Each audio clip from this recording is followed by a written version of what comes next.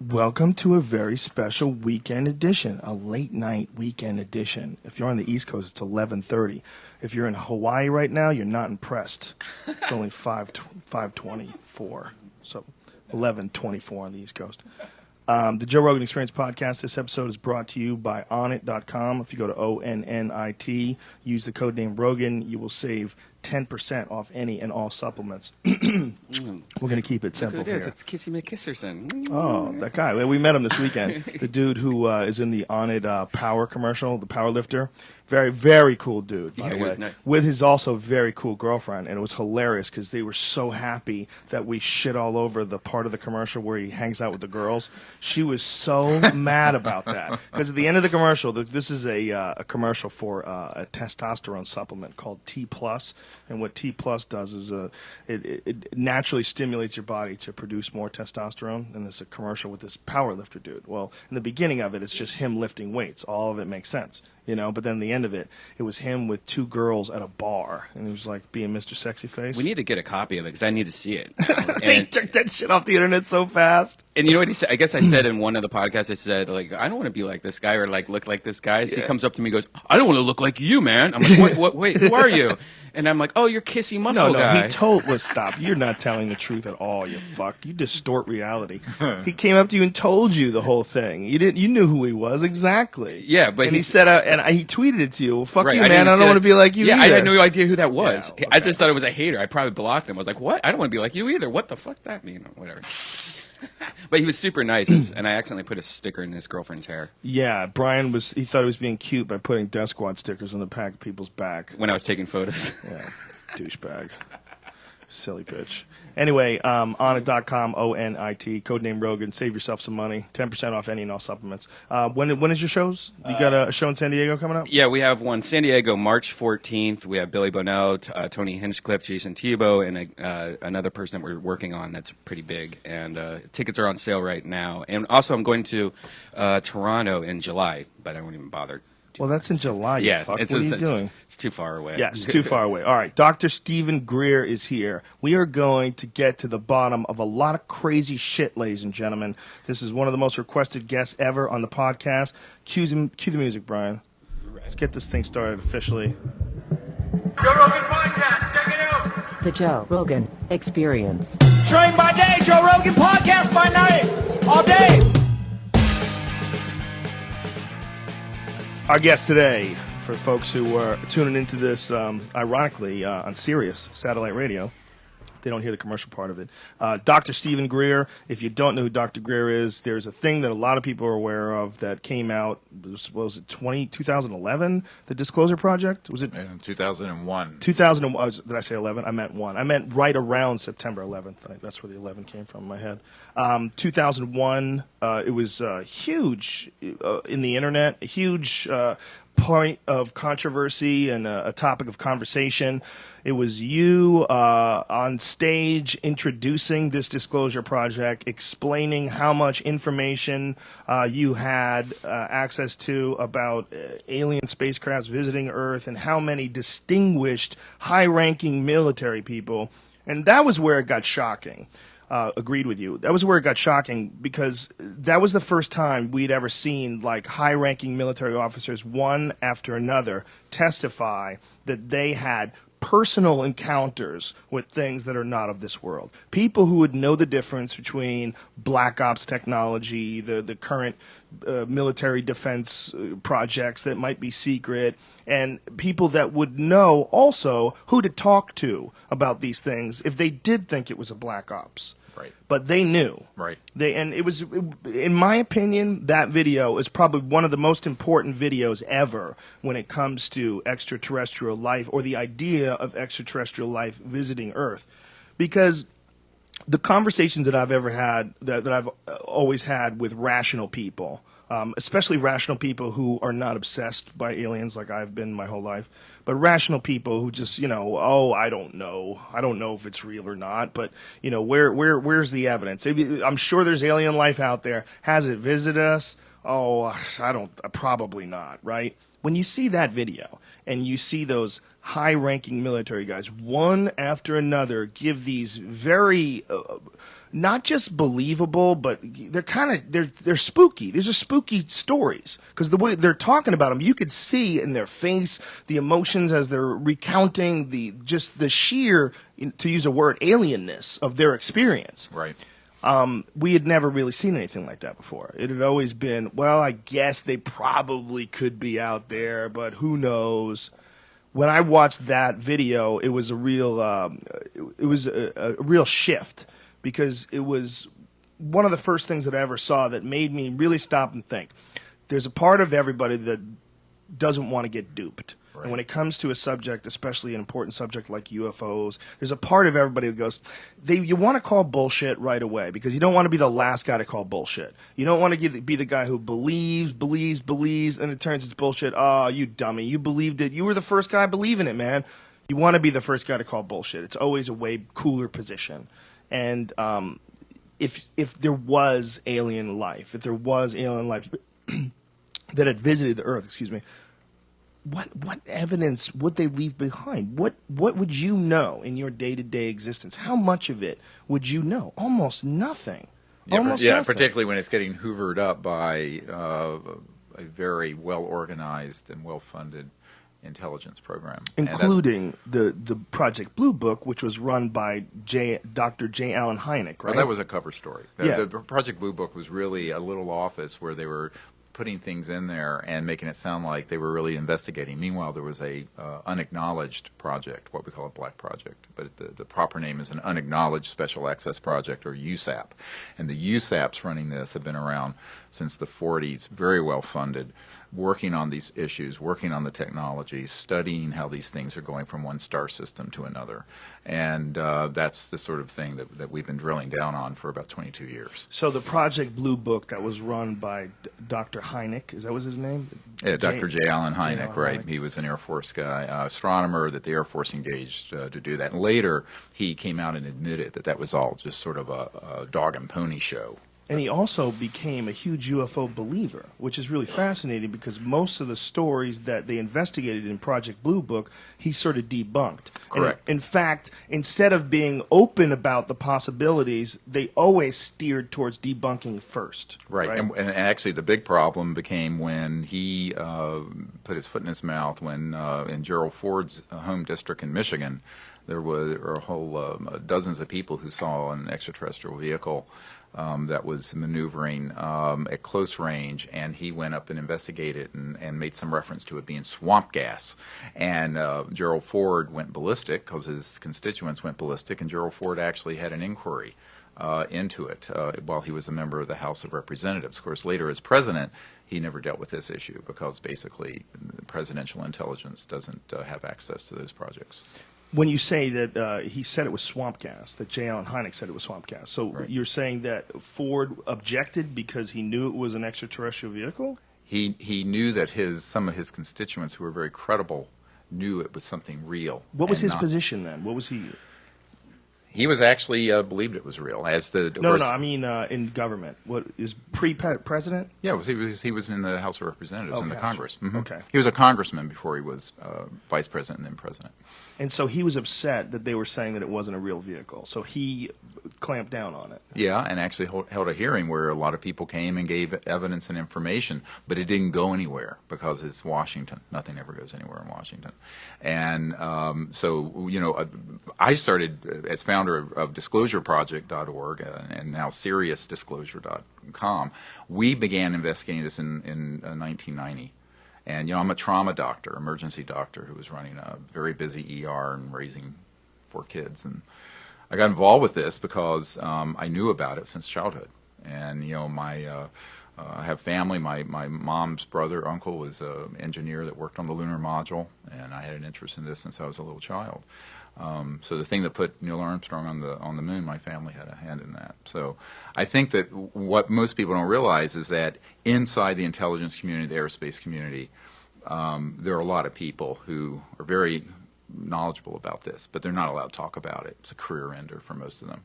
And that was what we did for Disclosure Project, was to put all those folks together identify them. So I spent about 10 years identifying who these people were. And first I had maybe half a dozen of them. Now we have over 500, about 550. Who are the most credible people? Just so folks listening to this that haven't watched that video, who are the most credible people? Well, we're going to have some of them in the film. Sirius, that's like Sirius. Sirius is going to have a lot of this information in it, and some stuff that's going to blow your mind, including the possibility of an actual body, a humanoid body that we're investigating. And we'll get into this in a moment. And when you see it, you're going to go, really? My God. But, these witnesses that we have who are military go from the head of investigations for the FAA, John Callahan, to people like Gordon Cooper, who was one of the early Mercury astronauts who his crew actually filmed one of these extraterrestrial vehicles landing on a dry lake bed out here near Edwards, and he looked at the film and sent it on a Pentagon plane. Now the backstory to this will give you an idea of how labyrinthine and screwed up Washington's become, and what Eisenhower said when he said, "Beware the military-industrial complex, because it's going to get out of control and be a threat to our democracy." Gordon Cooper, very heroic early astronaut, had detailed information, what we call actionable intelligence, on that event, this landing of a vehicle in broad daylight near Edwards Air Force Base in 1956. Now, when Clinton was president, Gordon Cooper was asked by the Secretary of Defense, William Cohen, about this issue. And he says, yes, I absolutely will verify this, and I'll give you the information when and where and how it happened. So the Secretary of Defense of the United States of America had this information, made an inquiry through channels, and came up with a dry hole. Basically, this stuff has all been put into a parallel universe that the senior people in our government have, for the most part, no access to. Now, I would not have believed that if I hadn't been the guy who was brought to Washington during the Clinton years to do the briefing for the CIA director. And I was asked to go up there as a service, and I did it, left my ER, and I put together a whole lot of these early witnesses' testimony, photographs, some really amazing government documents that we acquired, some through channels I don't want to talk about. And I put this briefing together. And so I go up there, and here's the sitting CIA director, R. James Woolsey, and his wife was there, who was at the time the chief operating officer of the National Academy of Sciences. And when I was first invited to go up there and brief the CIA director, I was told, they want you to come up here because President Clinton and he have inquired about this subject and are being denied access. Now, I have a letter proving this. President Clinton has been denied access, so they Right. want you, a doctor, who had a family connection to these programs and also to information. And So- how did they know about you?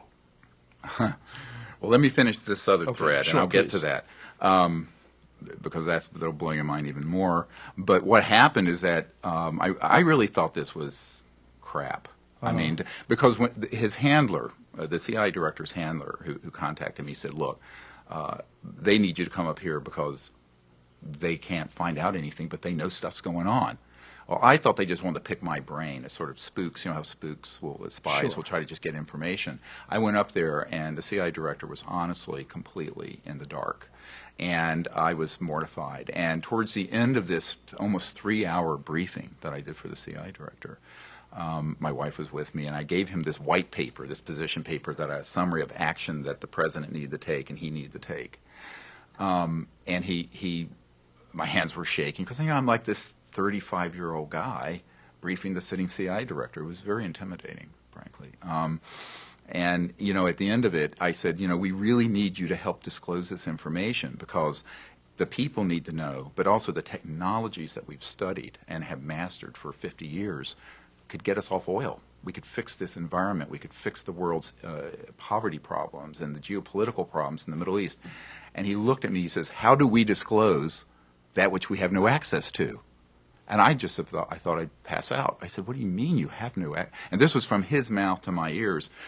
And so I learned the hard way, the very, very hard way, that when you're dealing with things that are, some people say above top secret, but the proper name is an unacknowledged special access project. And we have about $100 to $200 billion a year in our treasury going into these rogue operations. And it's a criminal. It's outrageous. that, just because you're the CIA director, just because you're Secretary of Defense or on the Senate Intelligence Committee means nothing. And even the president. So the reason those folks invited me to come up there is that the year before, I had taken a team of people out on a beach using some experimental protocols to contact these vehicles and the occupants. And 4 of these UFOs popped into the sky, just boom, boom, boom, boom, which we have on videotape. Not great videotape because we didn't have good cameras back then. And there were a couple Air Force officers and pilots there. And this went up through the chain of command. A few months later, the former head of Army Intelligence invites me to a meeting, and then some National Security Agency people do, and one thing leads to another, and I'm being invited to brief the sitting CIA director. So that's, how did you you contacted these spaceships? Well, this gets into a discussion, that's complex, but yes, and you can do that at any time. Well, not at any time, but I think that under the right, you can do that. There are protocols, and we developed something called the Close Encounters of the Fifth Kind Initiative, which is when you use a set of they're very controversial protocols that deal with non-locality, the fact that the universe has various dimensions that you can move through to go from one star system to another. But those dimensions that are at higher resonant fields than, say, linear space-time or electromagnetism also interface with what I call coherent thought. So the Moody Blues were right when they said thinking is the best way to travel. And there's a component to where I'm probably going to lose half your listeners right now. No, you won't. I've got freaks listening. All right, well, okay, right all you freaks, listen up and listen up hard. You can develop technologies, and we have these in classified projects now, where you can have what's called a switch that will interface with very intent thought. So it's beyond, forget your iPhone. Now, if you're traveling from one star system to another, that's what you're going to be using. You're going to be using technologies that are phasing at multiples of the speed of light. And those dimensions also intersect at a certain point with coherent thought, just like light is coherent, a laser is coherent light. And so this gets into the whole question of how over the history of humanity have there been so many reports of contact, and there are. I mean, going all the way back to the Vimanas and the Vedas to accounts, there's a wonderful painting in the Middle Ages of this exactly, it looks like a modern UFO over the shoulder of Mary, holding Jesus in a picture it's from the 1400s. I've actually seen the original of this. So I think the question becomes, we probably have always had extraterrestrial civilizations observing our little planet. The question is, what happened in the last 50 to 100 years that really got their attention? And I'm quite convinced it was when we started detonating thermonuclear weapons. But one of the projects we're involved with is Disclosure Project. Another one is sort of a citizens diplomacy effort saying, look, since our government is dead in the water on this in terms of the Secretary of State and folks like that, and I know I went up to the UN and met with, back when Boutros Ghali was UN Secretary General, and briefed these guys, and Leah Ghali, the wife of the Secretary General, and I talked about this in depth, and she said, they're not going to let us deal with something like this. So I started a citizens diplomacy effort back in 1990. But this is actually, and this is the part that I get ridiculed the most for, but it's the reason why the intelligence community took it most seriously, is that they knew that we had discovered the Rosetta Stone of contact, and they were very concerned.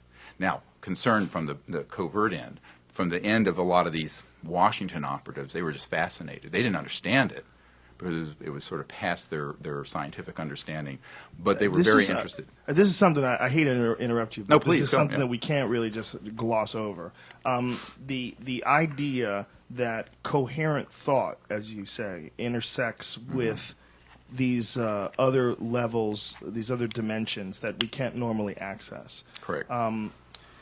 How did you find out about this, and how did you develop the ability Well, you're to putting me in the hot seat early, man. Well, you have to. When you say that you can do that, I mean, somehow or another, you have to, without getting anybody killed, you have to explain. How'd you figure that out? I figured it out when I was a teenager, and through a series of experiences I had. And I was talking to Thomas Jane, who's an actor here in town, about this, and I had a near-death experience when I was 17. I was very sick, and I had an experience that took me into some awareness about the nature of consciousness and the non-locality of mind, and the fact that the mind is actually a singularity, that there's really only one mind, and it's just shining through various individuals, appearing as many. And this experience, although it sounds very spiritual and religious, was very palpable. And I was raised a very devout atheist, so we didn't believe in anything. And so when I realized that this was real, I began to study meditation. And through that, began to have some experiences where I realized this could happen. And I had a contact experience. I was 18, it was a few months later, in the fall of 1973.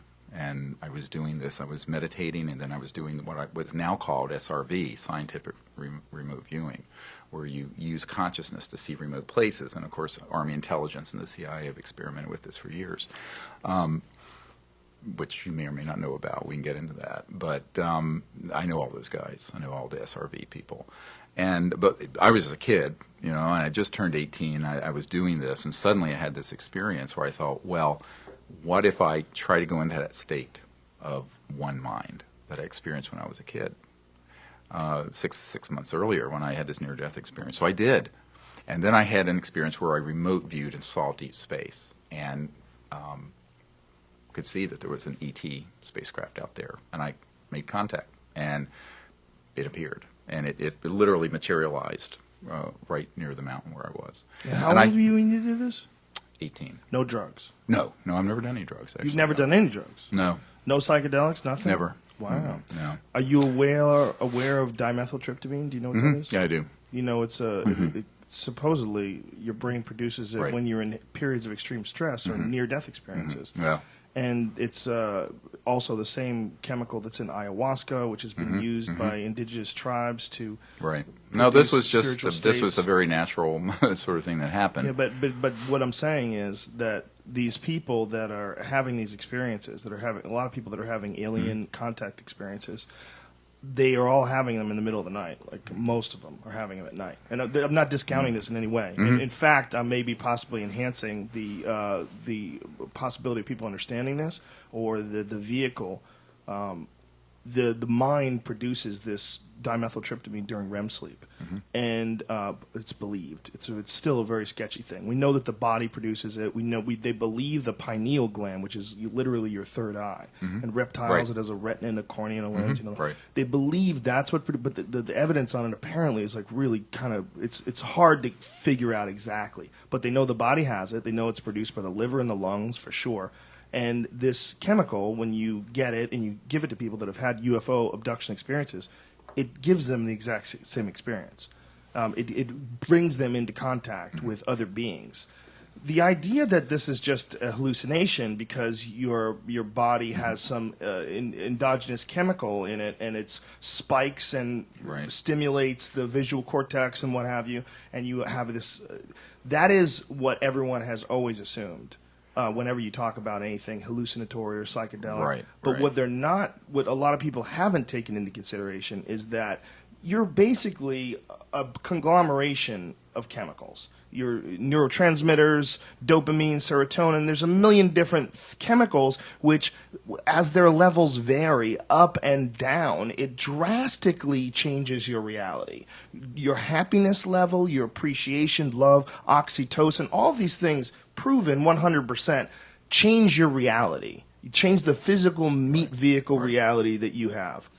And I think for whatever reason, when we think of something in the mind, when we think of the mind, like you're saying that coherent thought can contact other entities from other people are like, what the fuck are you talking about? That's like the initial immediate reaction. Right, because we've all been miseducated about the nature of reality. Of consciousness itself. Conscious reality, I've always tried to get people to try to understand how bizarre just imagination is. And when I don't mean imagination by you're imagining things that aren't there, that's not real, you're playing a game with your mind. What I mean by imagination is everything, including the language that we're speaking with right now, the vehicle in which this language is getting delivered through the internet, all of this came from the imagination. Right. Everything. This table came from the imagination. everything. The arm that holds this microphone. Someone thought this shit up, and then all of a sudden it manifested itself in a physical form when they actively created it. That seems so normal to us. It seems so normal. But we're the only fucking animal in the world we know that can do this. Well, and it goes beyond that because, Dr. John at Princeton University had the Princeton Engineering Anomalies Research Lab, and I knew Dr. John, and they had proven that you could set up a random number generator machine and put your thought towards it and begin to move, whether it's spitting out zeros or ones, and that there is, in fact, been proven scientifically that the mind is actually operating non-locally, meaning that it's not limited to space and time in a linear way. And these studies that have been done by Dean Radin and Dr. John and many other scientists with very good credentials. I mean, Dr. John was an engineer at Princeton. What they found is that, in fact, the mind itself is what Erwin Schrödinger said. And Erwin Schrödinger, of course, was the father of particle wave theory and quantum mechanics. And I think it was in 1910 or so, he said the total number of minds in the universe is one. That is, it's a singularity. And so that understanding is, I know it sounds sort of out there. Hippie. But no, it actually sounds very Vedic in the sense of Buddhist or Vedanta. But hippie for modern well, yeah, references. I guess to maybe Sarah Palin. But did I say that? I'm sorry. I apologize. But the reality is the world isn't flat. And there's a whole area of physics and science that has been drilled down on for years that establish all these things as true. It isn't talked about because the high priests of religion and the high priests of science are all opposed to this information coming out. So the idea that... So part of the secrecy around this whole UFO issue isn't just the physical energy and propulsion systems, it's the paradigm. Because if you ask the question, in fact, going back to this dinner with the CIA director and his wife, very smart lady, and she turns in, we're sitting across the table having dinner. That was the cover story, it was a dinner. And she says, how are they communicating across the vastness of space? And of course, I had the... I didn't know whether to tell her something that sounded scientific, so I maintained my credibility, or to tell her the truth and risk losing all my credibility. But I decided then, in the early days of this project, that if someone's smart enough to ask the question, I'm going to answer it honestly, even though it's going to blow their mind. And so I looked at her, and her husband, the CIA director, sitting next to me, didn't really understand where she was going. I said, look, take our Milky Way. 100,000 light years across. All right. So that 100,000 light years is a distance. That's how far you would go at 186,000 miles a second for 100,000 years, going at that speed. That's just our own galaxy. Now, you take 1% of that, say 1,000 light years, at the speed of your cell phone or radio wave or TV wave or this system we're using right here. For someone from a star system 1% of the way through our galaxy, for them to say, hello, how are you? And for a spacecraft that's at another star system 1,000 light years away, say here, Earth, to say, fine, how are you doing? That just took how long? 4,000 years. 2,000 years. 1,000 one way and 1,000 another. So the time since the birth of Christ. So the speed of light is too damn slow. And so when you begin to go through what I call the crossing point of light, it's like the sound barrier was a big deal. The biggest deal is the light barrier. And when you go past the light barrier, you're going to cross into these kind of multiphasic resonant dimensions, part of which hook into the singularity of mind and thought. And actually, this film that we're working on, which is the largest crowd-funded documentary in history, to my knowledge, Sirius, and you can find out about it at SiriusDisclosure.com. It's been crowd-funded by the public. It's all been funded by people out there, thousands of people. We're going to do a premiere here in L.A. on April 22nd, if you want to come. But I would love to. Okay, come. But we can't send things at the speed of light, right? Even saying that. Beyond the speed of light. But they can't do that, right? You can't send information in the form of light yet, can you? No, but fiber optics and things of this sort. But does that move at the speed of light? Pretty much. Yeah? But Okay. but what I'm saying is that if you go beyond the speed of light, Right. it's a whole new physics. Of course. Okay. So that's what if these craft are here, and now I have over 4,000 cases where they've landed, and we have evidence. I have 3,500 pilot cases. We have over 500 whistleblowers, top secret military corporate people. And I have 110 of them on digital videotape, although nobody really wants to see it, but I have it. So the question is, if they're here, how the hell they get here?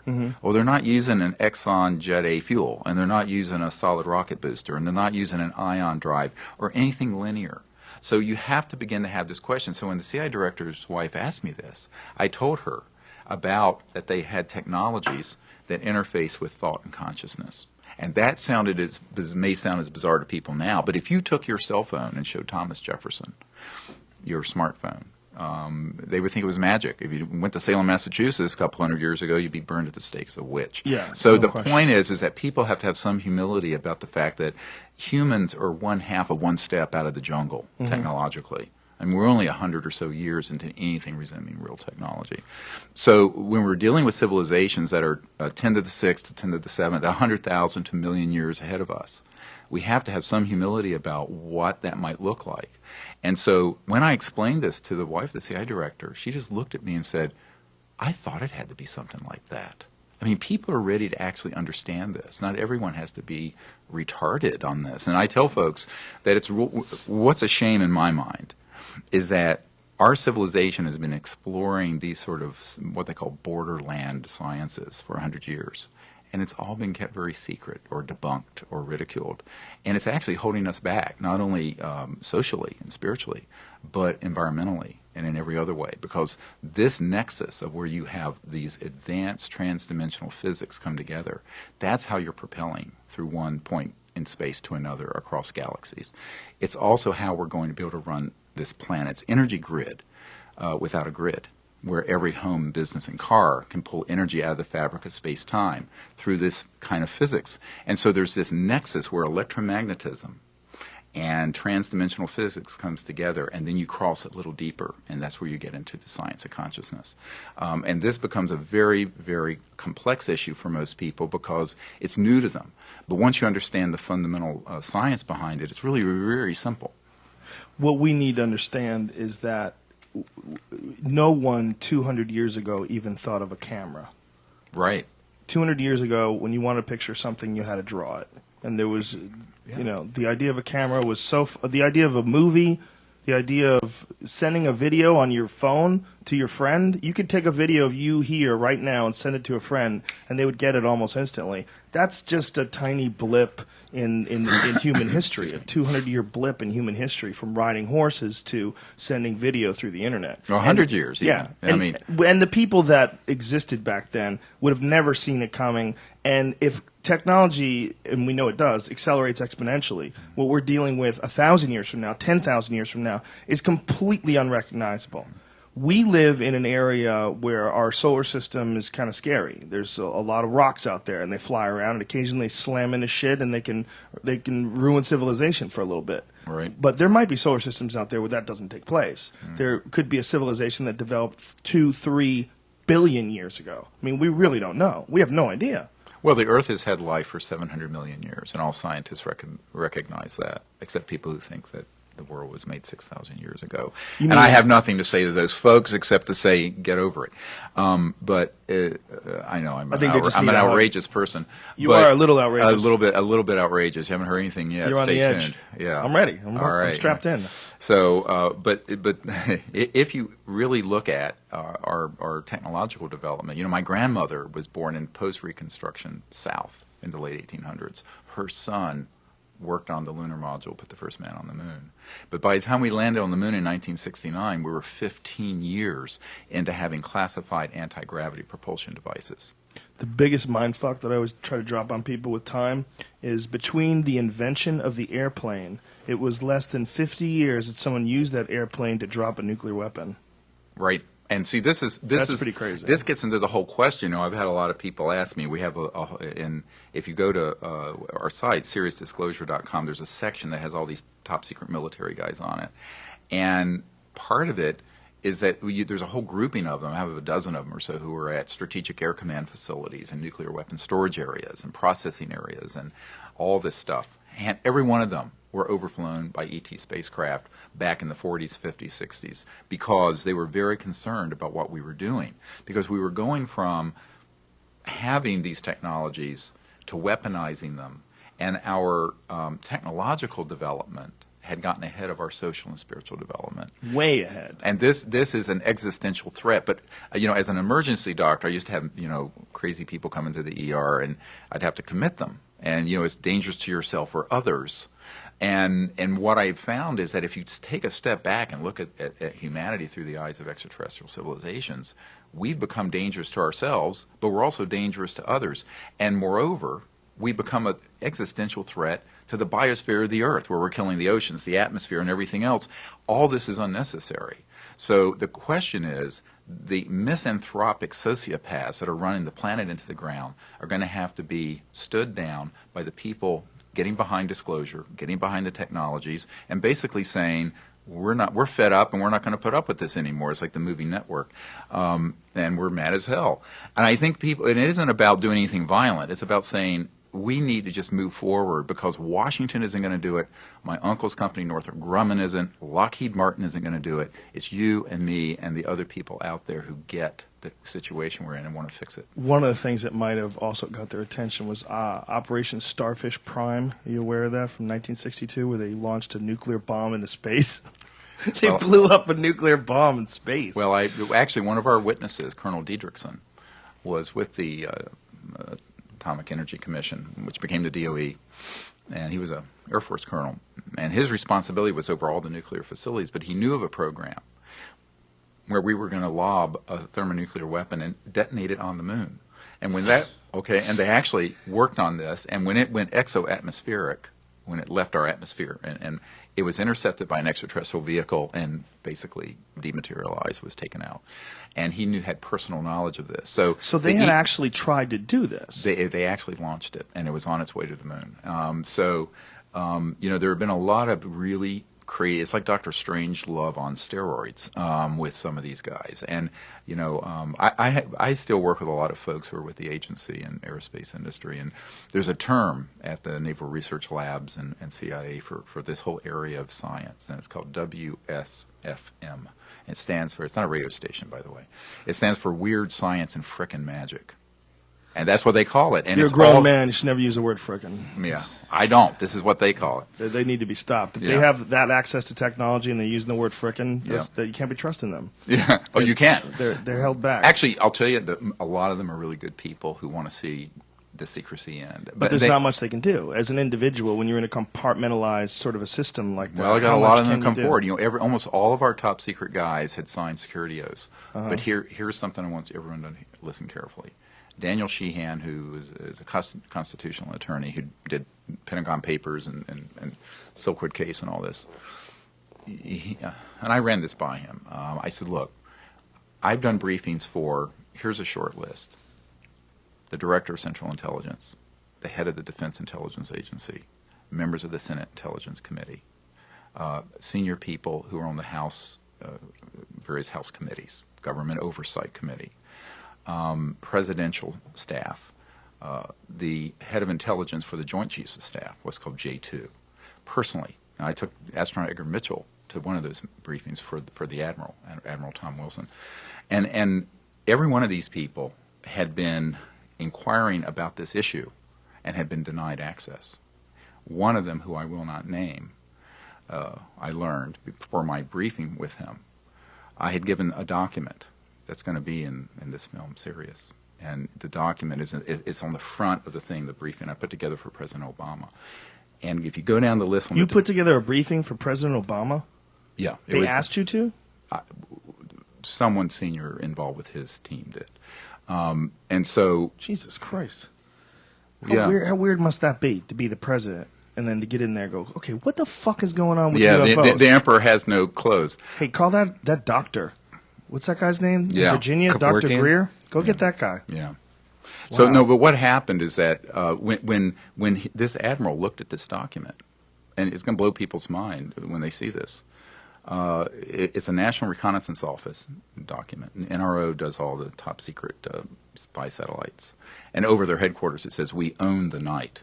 And oh yeah, that's their motto. We own the night. It's pretty awesome. Yeah, it's pretty spooky. Yeah, but so these are the kind of dudes I work with all the time. What happened is that the one of these compartments, it has a whole distribution list: cosmic ops, magic ops, da da da da da da da. All kinds of it's about 20 of them. And this is a document that was not declassified. That was given to me by a source that I won't talk about. And this admiral recognized one of those compartments, so he contacted them. And on the other end of the phone, he said, "Look, I'm so-and-so." And they said, "Yes, sir, we know who you are." And he says, "Well, I want to be read into," which is military speak for briefed, on this project. And they said, "Sir, we cannot discuss this project with you. You don't have a need to know." He says, "What do you mean?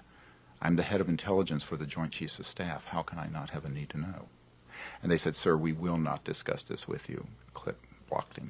So who the fuck knows? Who's like, how many people are there? Have you determined that? Yeah, I have. I know some of the members there's a committee, and it's transnational.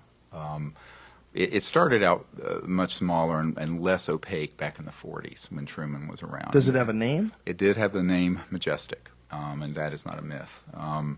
And so it was Majestic 12, right? Is that what it was? Yes, but the document as of the 90s that I got, it still had Magic, M-A-J-I-C on it. Uh-huh. And so a lot of these programs, they've gone through multiple generations of evolution. And now, I understand, it's a committee of 200 or 300 folks who are, corporate, very deep, kind of shadow government operations. The mistake the public makes is that they think that just because you're the president or the CIA director or a member of the Senate Intelligence Committee, you're going to have access to those. And that's because they do not understand what Rumsfeld said is true on the day before 9/11. And this is going to be in the film, where he said there's $2.3 trillion basically missing that we can't account for out of the Department of Defense budget over the last few years. 2.3 trillion, not billion.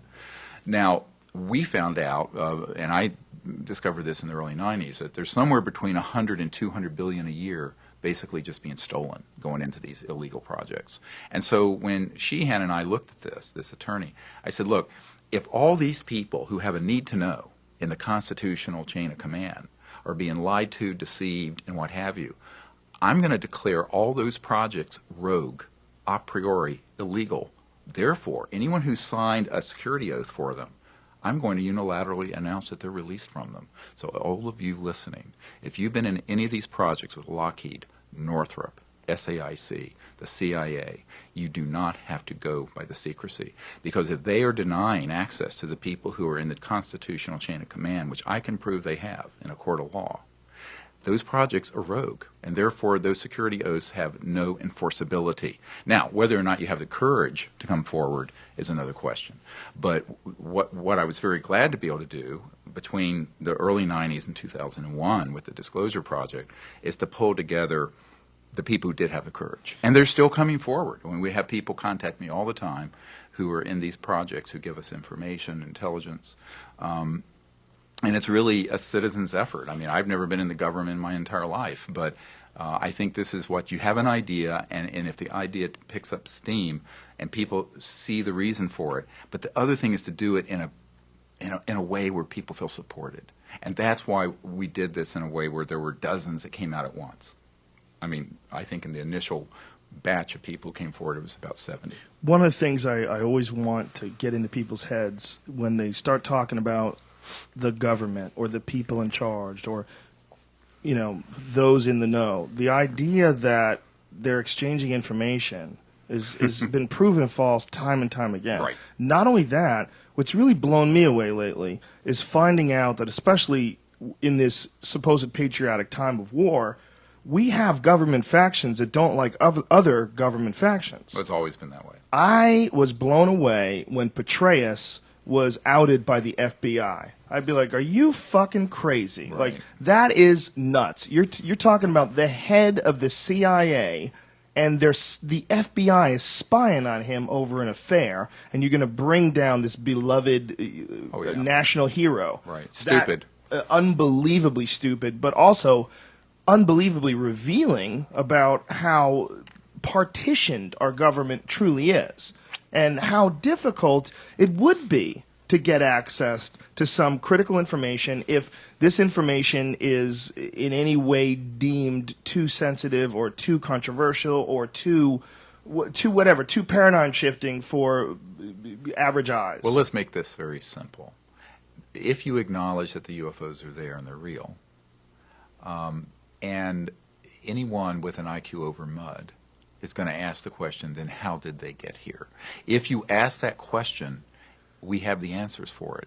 And if the public knows that, then they know we don't need ExxonMobil, we don't need oil, gas, coal, nuclear power, or a centralized utility grid. But that's assuming, though, that And most people believe that the UFOs are real. Because yeah, I don't, about 50 to 60% do now. I think they say that. I think they say 50, Well, when they- but I when think they most of the time will look for terrestrial explanations. Most rational people. Well, no, actually, there was just a poll that came out a month ago, and there's actually 43% of the public believe that extraterrestrial life has been on the planet and is here now. 51% believe that the Earth is less than 10,000 years old. Did you know that? Yeah, well, I don't know if it's that high. 51%. I heard it was about a quarter of the population. So Gallup poll, I think 2010. 2010, they got 51%. the Flat Earth Society still has a lot of members, I guess. But here's the bigger issue: is that if you bring this information out, and let's say that one of the objectives of what I'm working on now. Let me just clear that up. Yeah. 46%. Okay. Creationist view of human origins. 46%. Well, but of the creationist view, not all those people think Right. the world is 10,000 years old. I Yeah. think that number is only about 10,000 15%. years, though. They're saying 10,000 years. This is what, in this study, the Gallup study, is very specifically 46% of Americans believe the creationist view that God created humans in their present form at a time within the last 10,000 years. Oh, God, you're going to make me move to Norway. Anyway, Canada's a good choice, dude. Canada's right there, and they're badass. I know. Just, but just to throw some salt on your idea that Please it makes throw sense. all you want. I mean, look, I told you that I'm a huge fan of the UFO experience. I mean, I really want it to be real. But just because 47% or whatever the fuck think, 46% think that the Earth Right. is less No, than you're 10,000 right. years Yeah. old. But the evidence speaks for itself. And I told someone once. But they does say, it? well, Does it? I mean, what Yes. percentage? Okay, let's just be honest, or rather, let's open this. What percentage of UFO sightings are real? What percentage are totally made up, and what percentage are a confusion? But that's not the metric we're using. We're going by government released documents. We're going by people who are insiders who have actually handled extraterrestrial bodies. So when We're you're dealing talking with- about we're experiences, you're talking about experiences from people who are 100% credible, bulletproof, eyewitness I testimony. mean, and only that, but if you have the former Minister of Defense of Canada Mm-hmm. say that he checked out with a U.S. Air Force general, that in fact there was an accident that happened in New Mexico in 1947, which people call Roswell, Mm-hmm. and that what Colonel Corso wrote in his book The Day After Roswell was substantially correct. And this is the Honorable Paul Hellyer, and he and I did a press conference in Toronto a couple of years ago. And he has completely verified this. So the question is, and the same thing happened with five-star Admiral Lord Hill Norton. I mean, here he was the Minister of Defense, and he found out after the fact that, in fact, an extraterrestrial vehicle had landed at the Bentwaters Royal Air Force Base at Rendlesham Forest in England. And we have multiple Disclosure Project witnesses who were there. And it came out recently that the Ministry of Defense in Great Britain released the documents on that where they had physical evidence that this thing actually did land and left physical traces, et cetera, and so on.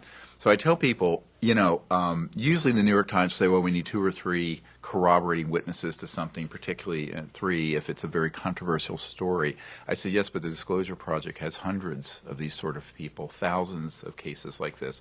And we're not talking about just people Right, but seeing they something mean in the sky. witnesses per event. They don't mean like overall. Yeah, but we have multiple ones for this landing at Rendlesham Forest. We have multiple ones from the Minot, North Dakota event. How many do you have? Where there will from be the scene? some of them, 4, 5, 6 at one event. And they who all are have the very same credible story. military people. And so why isn't the mainstream news reporting this if you put together this amount of information? And then the question becomes, how free is our media? And how free is our market? And how free is our country? Because I think there's more corruption than people can imagine. And I'm not a conspiracy theory person. I deal with... Wait a minute. Yes, you are. No, I'm not. How dare you? No, How I'm dare not. you? I'm not, but just be honest. I just don't like you're theories. Okay, you're a I deal with- conspiracy I deal with- person then. But No, you're no. dealing about UFO conspiracies. Well, it's like, was the mafia conspiracy of a criminal enterprise? Yes, but Yes. it's not a theory; it's a fact. Okay, and so so you're a there's a big conspiracy difference guy, between. then? Obviously, you're talking about a UFO conspiracy, an energy conspiracy. You're talking about Yes. suppressing information. people conspire in their yes. own interests, and if you're So you gotta. I don't know. I know you don't like conspiracy theorists, but okay. Well, no, I just don't. I think the Conspiracy term is believer? used. I think it's misused. It is misused, and I agree. and I think that just It's because- weighted. It's loaded. It's right? a loaded thing. Yes. And it's like, it's like when Larry King asked me, do you believe? I said, well, I believe in a lot of things that you can't see and prove. But if I have 4,000 cases where these things have landed, if I have hundreds of photographs and videotapes, if I have dozens of top secret guys who can corroborate this, why is that a belief? I mean, you believe in God and some other things. But, I mean, this is not a matter of belief. Most people believe, and I'll quote Neil deGrasse Tyson, who says that eyewitness testimony is the least reliable of all pieces of evidence. That's right. But what physical evidence do you have that goes along with eyewitness testimony that you believe is the most compelling? Well, I think the most compelling that I've ever seen is something we're working on right now. And it remains to be seen if it's going to be what we think it is, and we're going to know fairly soon. And I don't want to get ahead of myself. But I was introduced to an institute that acquired a small humanoid being, about 6 inches in length. This is in the trailer for Sirius. I've seen this little skeleton that's X-rayed. And CAT scanned, and we're now doing the genetic work up at the top university in the world that's doing this. Pull that up, Brian, because it's very freaky. People on Ustream and Vimeo can see this. You know what? Let's just play the entire trailer for you and get people excited about this movie. Now, who found this this alien being, and where did they acquire this thing? It was. I'm not at liberty. Okay. I'm still waiting to see if this person was, but it's an. Because it might be horseshit, right? It's a possibility. Do you think that you got hosed? No, I know. All I'm saying is that it is an organic being. It is an organic being. It is. The CAT scan shows lungs on the inside. It has 10 ribs and not 12. We have now proven from bone density that it's at least several years old, and it's only 6 inches long. So the team. How do you prove that from bone density? When you're dealing with, you look at the epiphyseal plates and how much calcium. In other words, right, but if that's you, humans, isn't it? Why you're dealing with a completely alien species? No. I'm saying if you were to go back, if you're going to assume that it's not ET, then you look at it. What would this be if it were human? I see what you're saying. Okay, so you have to go through an algorithm and it's a diagnosis of exclusion. We could say in medicine, because if it's not a miscarried or aborted fetus, which is the size of what this would be, about 22 weeks, if it's not any known primate. It's not a fossil because it has organic material and DNA material. We've already extracted. We clipped one of the ribs, two of the ribs, and have gotten the DNA material out of the rib of internal marrow. And so this is being processed right now as we speak, literally. So if it was a human, it would be several years old. So that proves Yes. that it's not a human.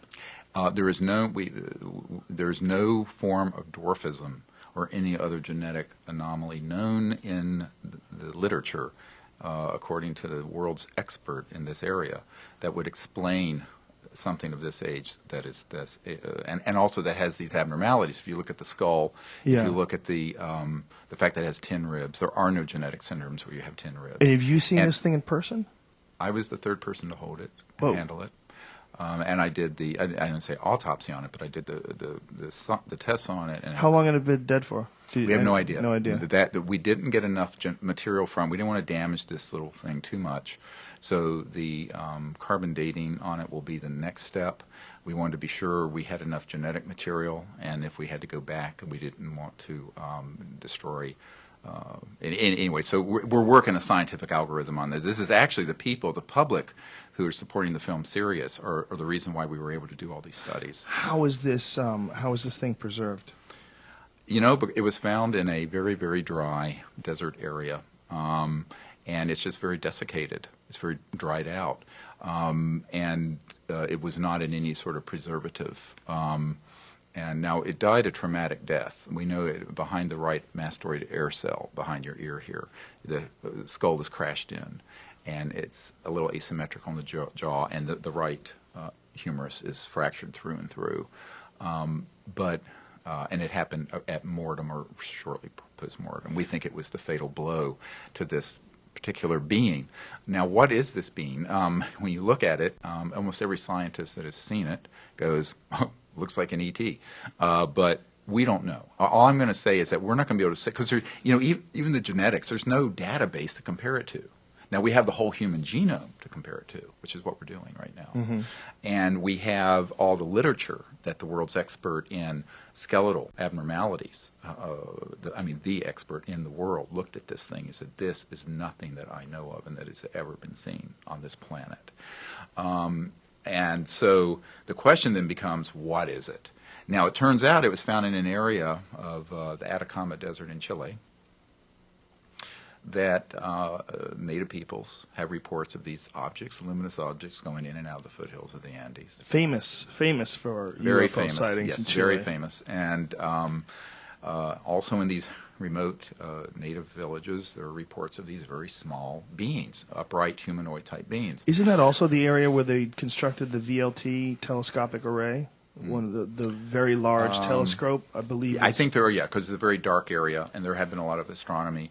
And we also know one of our witnesses who was manning a facility on the Peruvian-Bolivian border that's not too far from this area was there in the early 90s when we were using a SDI Star Wars system to track ET craft and hit them with electromagnetic pulse weapons. And one was downed and crashed on the Peruvian-Bolivian border. We hit it with electromagnetic pulse weapons. Yeah, this is... So who did this? The Air Force, the Army? Do we know? Yeah, we know, but I mean, it's this group Majestic. Uh-huh. But I mean, if you were to talk to the general I briefed, who's head of the Defense Intelligence Agency, which is almost as big as the CIA that's in the Pentagon, he didn't know anything about this. So when you say who's doing it, it's not. It's kind of almost not the correct even way of framing it. Is to say, when Senator Inouye, he just passed away, wonderful senator from Hawaii, he said there exists a secret government with its own Air Force, its own funding mechanism, its own Navy. I'm quoting almost exactly, and actually this is a great speech by this senator. And it's because he had run across that this was going on. So the question is, who's running this? Well, they've gone off the reservation. There's certainly no congressional oversight or presidential oversight over these rogue elements. And I think that is a threat to our democracy, but it's also a threat to our security in the world. If what we've learned is true from multiple military insiders, that we have been attempting to target these extraterrestrial vehicles and down them, how stupid is that? And you're dealing with civilizations that could turn the Earth into a pink mist floating through space in a nanosecond, and we're there firing at them? Why? This is But you're convinced that this happened? Absolutely? I absolutely know it has, because I have too many insiders who've been present when we've done this sort of the weaponization of electromagnetic signals. What about disinformation? Most of the information out there is disinformation. Right. I would say. Do you believe any of it's ever hit you? Like any of this might be disinformation? Oh yeah, I have. No, not what I'm telling you. No. But have I ever been caught flat-footed? Yeah, almost. But we're very careful, and I have to say, as a doctor who got into this sort of accidentally, and then I was tutored and mentored by some really good people in the military and in the intelligence community who wanted me to do this. And one of them is still at the CIA. He's a PhD guy. And he says, someone needs to do this because the politicians are never going to deal with it, and these big corporations are absolutely not going to let it out. And this was back in the 90s. And I said, well, what am I supposed to do? And, one of the interesting things, after we put this briefing together for Clinton and, Lawrence Rockefeller, I put the concept together of the best available evidence and all these cases. And then Lawrence Rockefeller hosted Bill and Hillary Clinton at the Rockefeller Ranch, and had me out there shortly before that.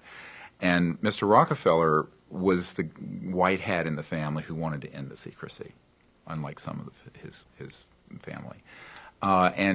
So he said to me one night, I was out on his porch on a deck in the Grand Tetons at the JY Ranch, and he said, we really need you to hurry up and do this. And I said, oh, Lawrence, I'm just a doctor in North Carolina. I'm working in an ER, you know. He says, no, you have to do it. I said, no, Lawrence, you have to get these guys to do it. He says, they will never do it. And I said, Lawrence, for God's sakes, you're old, you're rich, and you're a Rockefeller. And he says, no. He says, the implications of this are so vast and so profound that no aspect of life will be unchanged when it comes out. I said, yes, Lawrence, that's why it's secret. And then he said to me, well, that means those folks aren't going to do it. And then, you know, before that, shortly after that, and I had this meeting with the CIA director, and one of the president's friends came to my house, and this was a very disturbing story. I'm sitting at the table with my 4 kids, 4 daughters, and this man who's very close friends with the president, Clinton, says to me, well, you know, they're very supportive of what you've recommended in this white paper. I said, great. He says, but they're not going to do it. I said, why not? He says, they're convinced that if the president steps into this too hard, he'll end up like Jack Kennedy. And I started laughing, thinking, what a load of nonsense. And he stopped me. He says, no, they're serious. I said, well, don't say this in front of the kids. So we went to the library in my house after dinner. And I said, what are you talking about, Kevin? And he said, they really think this is too dangerous. I said, well, what am I supposed to do? What am I, chop liver? And he looked at me and he says, yeah, you're expendable.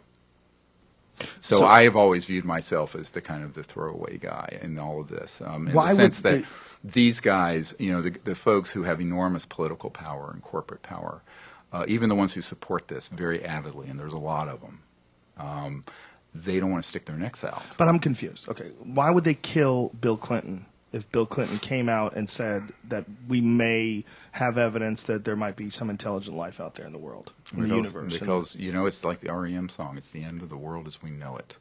Because if that happens, when that happens... people would panic. No. The public isn't going to panic over this unless it's couched in a stupid way. Well, the public definitely will panic if the president comes out and says there's UFOs and then he gets whacked. That would lead to panic. Yeah, but there's a bigger problem. If the president doesn't have control access over these projects, he didn't want to talk about it because then it shows the fact that our democracy has been sidelined, as Eisenhower warned us. I mean, the reason Eisenhower was not anti-military. He was a 5-star general. For folks who don't know the story, just fill people in on the speech that he made as an active sitting president leaving. Yeah, the last day of his presidency, he basically said, beware the military-industrial complex. And this is... the dangers. And he said the dangers of this enormous power will be a threat to our democracy and our way of life. Now, the reason he said that is that between 1954 and 1961, when he was leaving office, it was on his watch that the military-industrial complex reorganized under the Rockefeller Commission of 1956, and Eisenhower lost complete control over these projects. I have a lieutenant colonel who was on the plane with Jack Kennedy flying to Berlin when he gave the I Am a Berliner speech. And Jack Kennedy was talking about this UFO issue, but he turned to this guy who was kind of the chief steward for Air Force One, who I know, and he said, I know about this, but the whole matter, this is the President Kennedy saying this, the whole matter is out of my hands and I don't know why. And this guy was stunned. In fact, I'll tell you, there's a kind of a gruff colonel, Air Force guy who was crying as he told the story, because it hit him that there had been sort of a silent coup d'etat on this issue. And one of the problems in Washington when I meet with people who are part of powerful committees and politicians is that they're kind of viewed as placeholders that come and go. The mainstream media is really bread and circus, where they just want people to be entertained with shock and drivel. The question becomes, how are you going to get this story out? And that's why, I mean, a few years ago I left medicine, which was a hard thing for me to do. Because, I mean, I really love taking care of, real emergencies and trauma. How long did you do that for? I was in that ER 10 years, and I was chairman of emergency medicine. And, the problem became for me, the world's in an emergency. So I said, I'm an emergency doctor, and I know an emergency when I see one, and we're in deep trouble. And so someone has to do this. But before I did that, what you have to understand is I went to everyone I could. I mean, I went to these powerful people. I went to the UN. I went to the British government, the Ministry of Defense. And basically, none of them doubted this was all true, frankly. This is what people need to understand. There was no laughter in the room. They took it very seriously.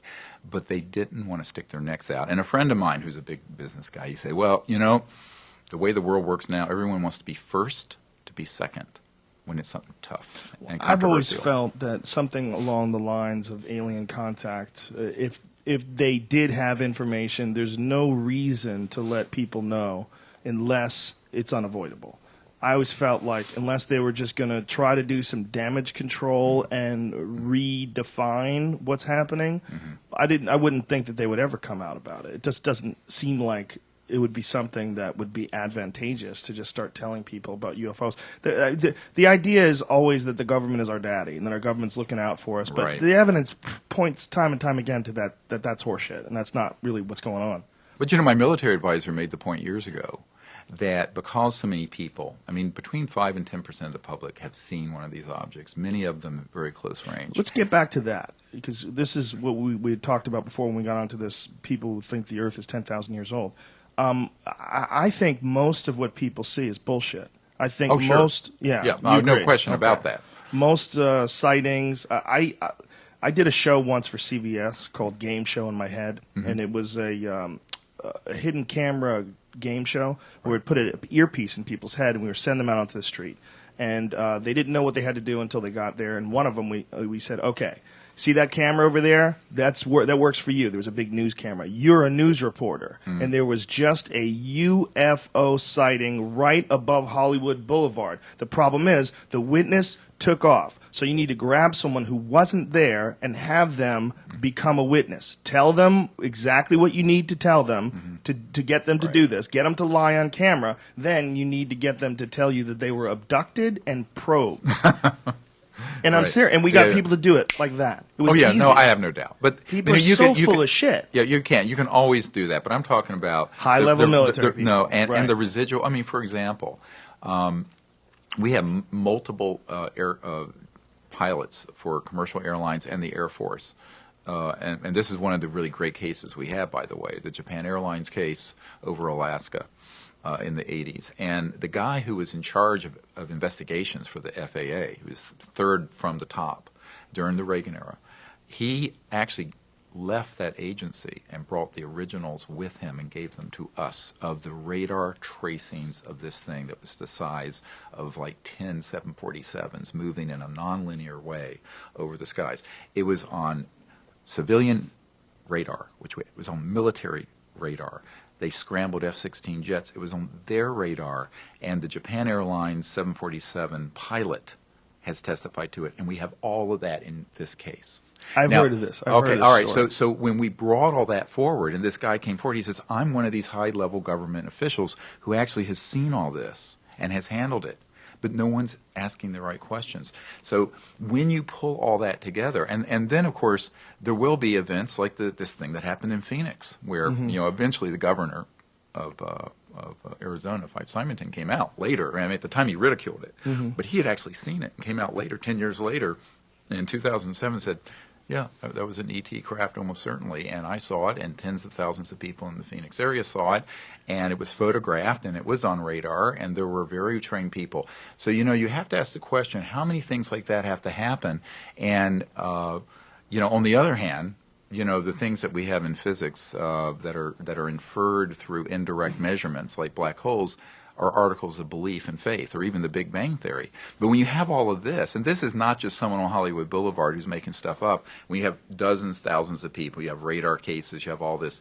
And so a lot of this is what's going to be in the film Sirius. And because what I've said to people is that the fact that people haven't seen this evidence doesn't mean that it doesn't exist. It does exist. But But I agree with you. There are a lot of people who will see things, and it'll be a planet rising, or it'll be a meteor, or it'll be military aircraft. a satellite, Yeah. or it'll be now this is the other part of this. There are a lot of things that are UFO sightings that are very legit, And that's why I don't like the word UFO. There are two categories of UFOs that once you eliminate all the nonsense you're talking about, and there are the ones that are ETVs, which is what they're called, the NSA, extraterrestrial vehicles. And then there are the ones that are the electromagnetic devices we've been building since the 50s. And if people think that propulsion and energy systems stopped in the 40s, they need to think about this. Let's step back for a minute. Your car is running on an internal combustion engine circa 18. Mine is because I'm a man, okay, and I don't drive a fucking sissy hybrid vehicle. Yeah, there you go. I'm not driving a Prius that makes no noise. Yeah, you should have I a like to hear 1,000 rumble under horsepower my seat. electric one, and then you'd really have some power. It's too futuristic, man. I need Led Zeppelin on the radio. I need a little Yeah, good. 1970s in my life. Yeah. Well, no, but I mean, this, and the jet engine, people think that was, we're flying around on jets. So I came out here from D.C. on it. That's 1930s. Right. Rockets, 1940s, Werner von Braun.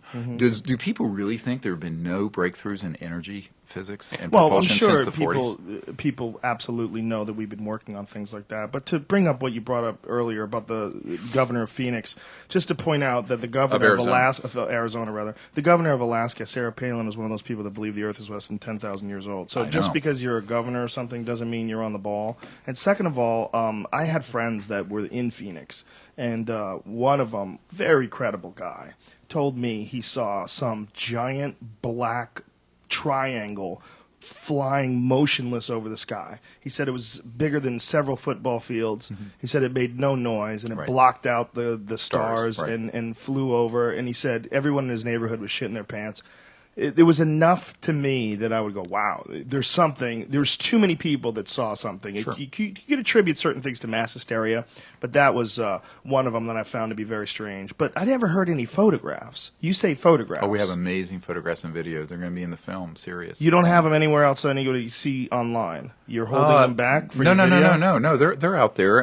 Dr. Lynn Katai, who's a medical doctor, also took some of them. There's other video. Photos of the Phoenix crafts. Yes, the actual one. Yes. So what should we, if we want to look for one right And now, to put in this show right now, we're online, who does he look for? I guess you'd go to Dr. Lynn Katai's site. I don't Spell have her? it memorized. Spell her name? K-I-T-A-I. K-A-T-A-I. Yeah. Pull that up, Brian, and see what And images she you has get quite on a few Google. on there. Yeah. I've never heard that there's been photographs of Oh, yeah. these things. Yeah. What does the photo show?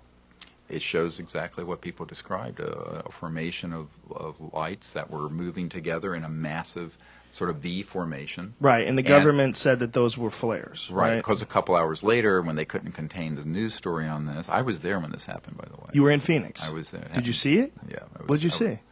What you just described. Now you why was I there? Why were you That's there? another. Yeah. Did you get your spider call? The Batman, whatever the fucking the thing, a UFO just appears over your house like the bat sign. Remember when he's in trouble? We need to send Batman. Is that what they do? Right. No, they don't. I was actually there at a digital lab that was being loaned to us to put together a... Coincidentally. Well, not coincidentally. To put together the best photos and videos to give to Congress that I was briefing in April of 97. So in March of 97, I'd gone there, and there was a guy who had a digital laboratory who said, look, we'll let you use our equipment and assemble this, and we'll help you. And he'd worked a lot with the military. And so I had collected photos and videos from all over the world and governments from all over the world, which we call the best available evidence. And I was putting it together because in April we were holding a closed briefing for members of Congress who wanted to know. And that's when people like Congressman Dan Burton, who was chairman of the House Government Reform and Oversight Committee, came, and a whole lot of other people from the Pentagon and Vice President's office and whatnot. So I was there when that happened, and someone came running into the lab saying, "My God, while we're here trying, there's this going on," and it turned out it was on the news that night in Phoenix. Now, interestingly, the national news didn't pick up on it till June. This happened in March, which is very interesting. Why did that get held back? But and so there are so many people who saw it, and this was huge. Whatever this object was, it was not the size of like a 747. A 747, you probably could put dozens of them inside the volume of this thing. It was huge. I found it interesting that the stories were very similar. It's one of the things that I found most interesting. I watched some stuff online, and then when I spoke to my friend who lives in Phoenix, and he told me what he saw, I was like, wow, you're talking about like at least 6 or 7 people that are telling the exact same story of seeing this exact same sort of thing. Now, these are the images that you're talking about. These are the whatever the red lights that are in the sky.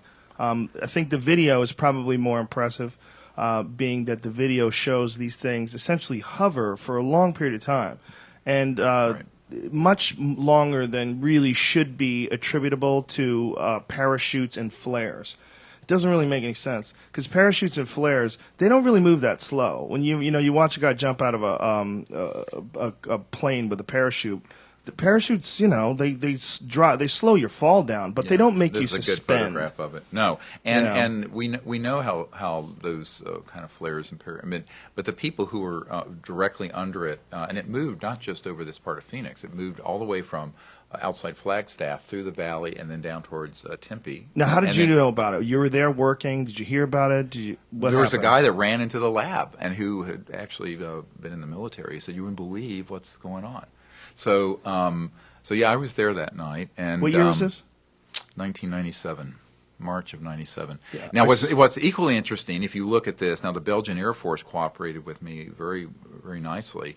Back in the early 90s and late 80s, you may have remembered there was this wave of things that happened in eastern Belgium where there were these massive triangles that were about 800 feet on each side that were photographed, radar traced, chased by F-16s, and we have all this. And the head of the Belgian Air Force actually showed the radar of one of these objects going from hover to several thousand miles per hour straight up into space, way outside the envelope of any normal conventional propulsion system. They have a video of this. Radar of it, and we have this. So the question becomes, how many of these cases do you need to have before you say there's something out there? Mm-hmm. And I think this is what the problem is that on this subject, the ridicule around it and the disinformation and the crazy stories that are out there is what dominates. Mm-hmm. The serious, pun intended perhaps, the serious stuff really gets left on the cutting room floor by most movie directors and media and even on the internet. It's very hard. And I think to pick your way through it is very difficult. What I've tried to do, and it's not that I've done a perfect job of it, I've done the best I can with a lot of help. But remember, we've never been funded. We're all volunteer effort. Mm-hmm. And so what we've tried to do is get people who have the really good stuff from governments come forward and share it. And this is why, when the Space Agency of France released a lot of their documents after I was having some meetings in France and with some of the senior. You can't say it both ways. It's either France or France. Yes, you got to pick. Well, pick one. It was France when I was there, and when it's here, it's France. There you go. And there's an admiral that works with us in France, who's a wonderful guy, and he's an MD and a PhD and an admiral, and he knows all this is very real, and so eventually the French government really, I believe it was about 100,000 pages of documents on all of this, and now since the Disclosure Project launched 10 or 12 years ago, there are 14 countries who've opened up their files. Now, of course, the United States isn't, because the United States is managed differently on this issue. It's a compartmented, unacknowledged special access. And the former Soviet Union has actually been pretty open more recently, in more recent times, about the possibility. When it first fell apart, not so much now, but when it first fell apart, we have a great dossier of KGB cases and files, and also military. And in fact, some of the cosmonauts that had encounters with these, I pulled together in 1995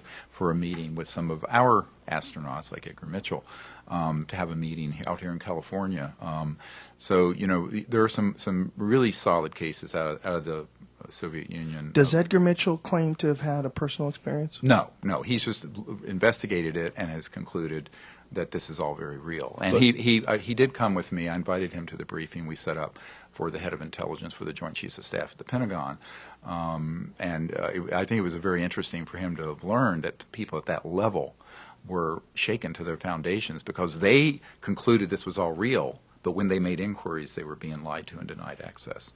And so this brings up this question: who's running this show, mm-hmm. and who the foxes are guarding the hen house, and this is exactly goes back to Eisenhower's warning, but we're 50 years into that era now, mm-hmm. and so half a century later, as big of a screw up as it was in 1961 when Eisenhower warned us about it, it's 10 times worse than that now.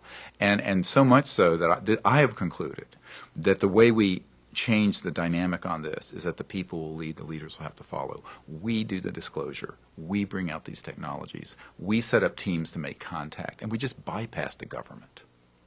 The evidence that you have, this or possible evidence of this alien life, before that, this is a more recent thing. This is fairly recent, right? Before that, what was the most compelling piece of physical evidence that you've ever encountered? I would have to say that it's these really well-documented, complex cases that involve documents, radar cases with photographs, and multiple corroborating credible witnesses such as what about pilots. Landing sites? I mean, we do. And I actually have been given materials from where the sites have landed, and they're very anomalous. A great case that's in the French files that they released in the Japan, what's it called, Japan, this the space agency like NASA, release was the Provence case of 1981, I believe, when one of these objects landed in a lavender field, of all places.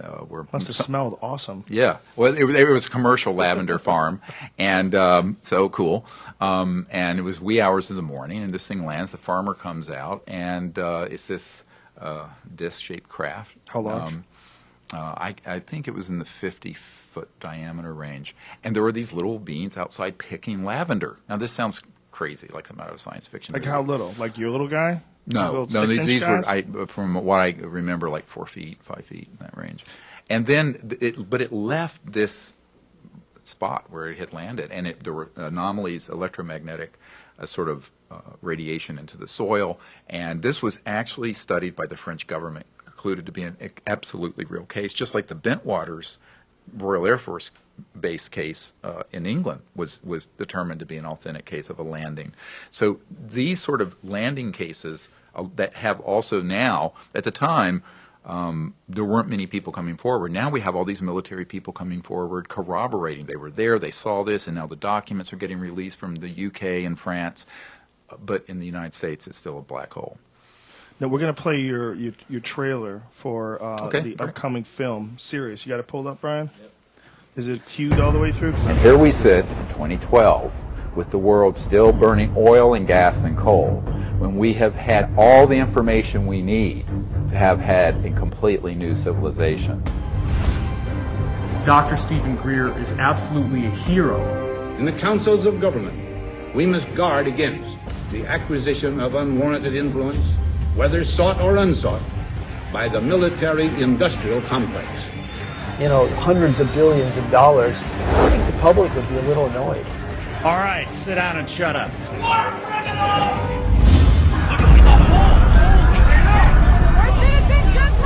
I was told to pray, not to meditate. I was told to talk, not to listen. I'm learning to listen. The primary purpose is to train people to understand these other civilizations and their cultures. I don't give a goddamn what anybody else says about it. I saw that. But who do you tell without them looking at you like you ain't wrapped too tight? And I was a part of the United States Air Force cover-up for 18 years. What we are attempting to achieve is a device which defeats the perpendicular force of gravity. When we look at our data, we lost 7% of weight. We now have the technology to take ET home. Consciousness is at once the most familiar thing to us and the most mysterious. It doesn't take much effort if you just clear your mind. People are afraid of looking at technology. Paul Brown stuff got basically suppressed for many years. He got murdered. The problem is not proving that UFOs exist. It's when you begin to expose the energy and propulsion systems behind how they're getting here.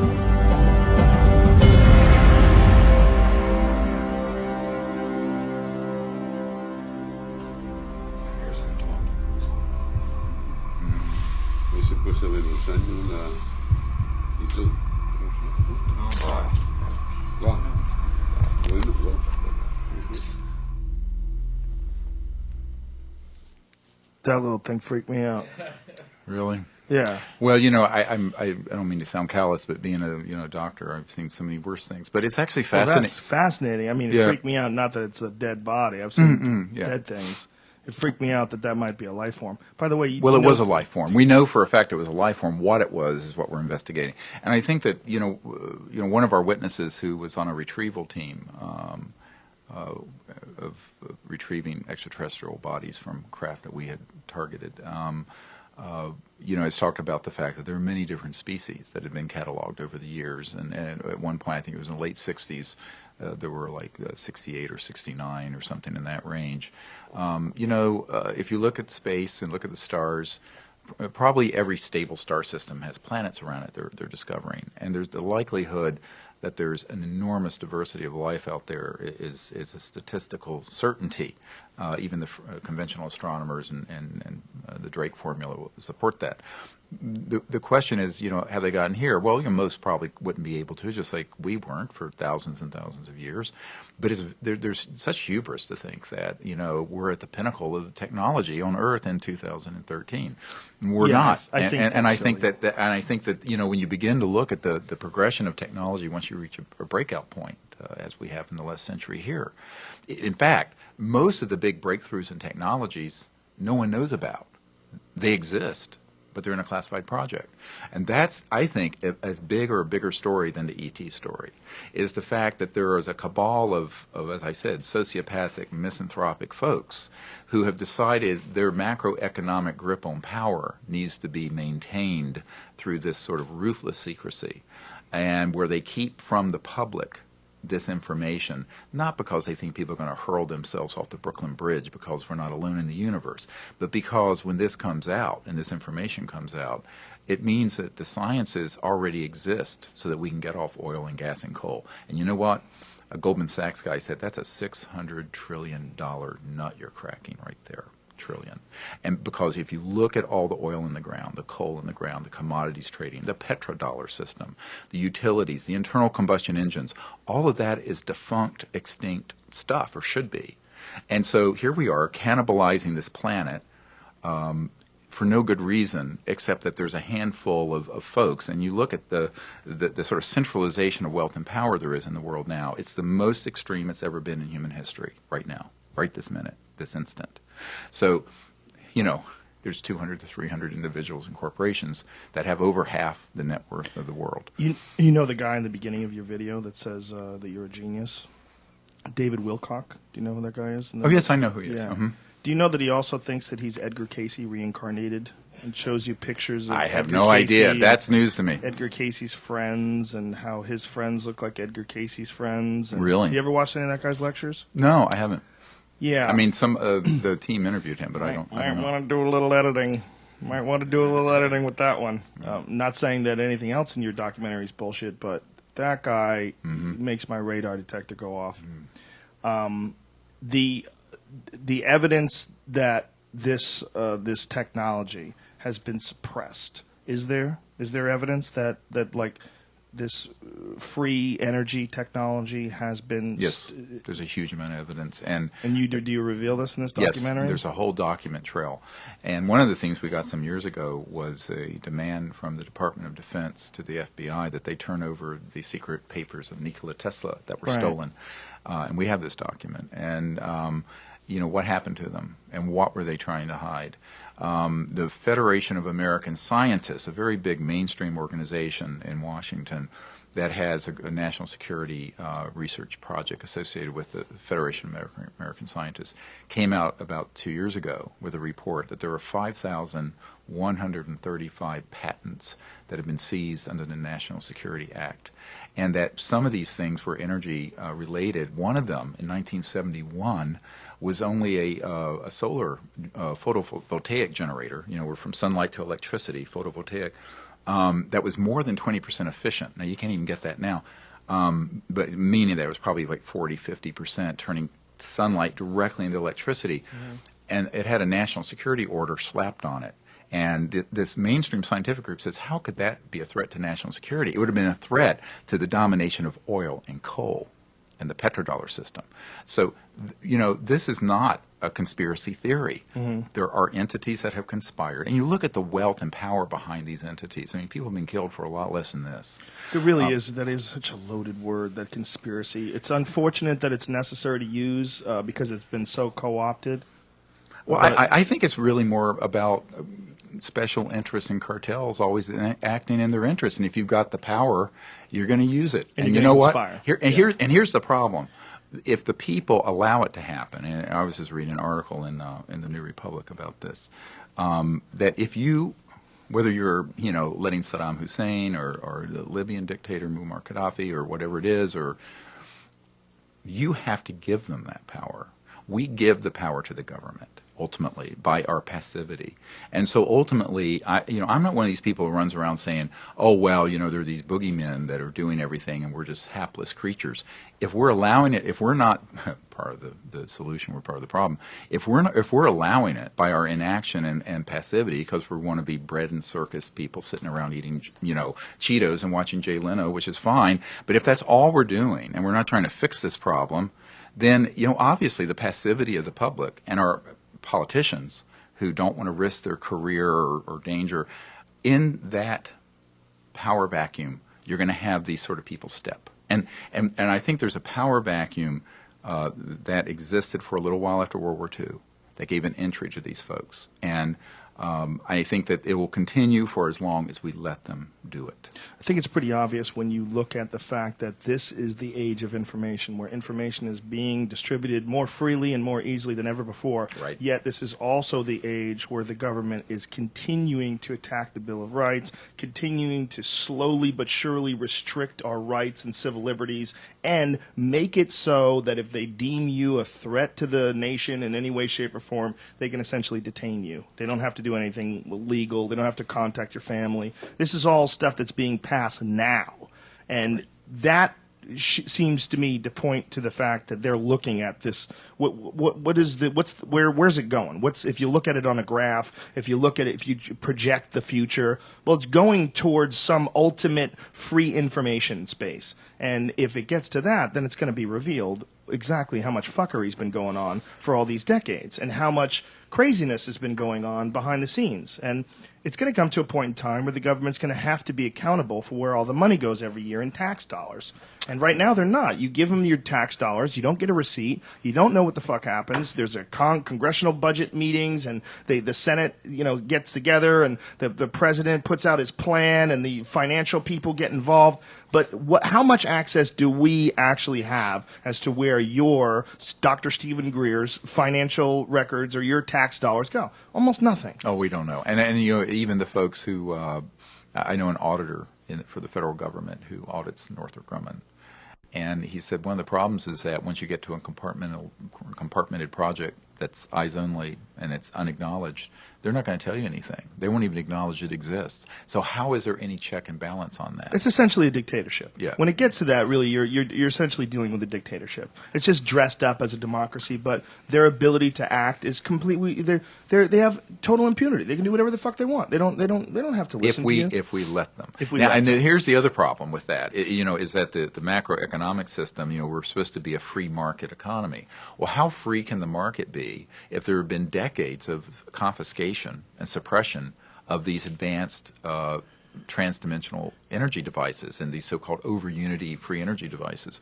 And if that's going on, it completely lays to waste the whole concept of a free market. So yeah, it's a free market if you want to tinker around the edges and come out with an iPhone 5 instead of an iPhone 4 or whatever version of this and that. Right. But let's not forget that your computer that you think is so cool, you're charging it off a grid that's a 1800s coal-fired power grid for the most part.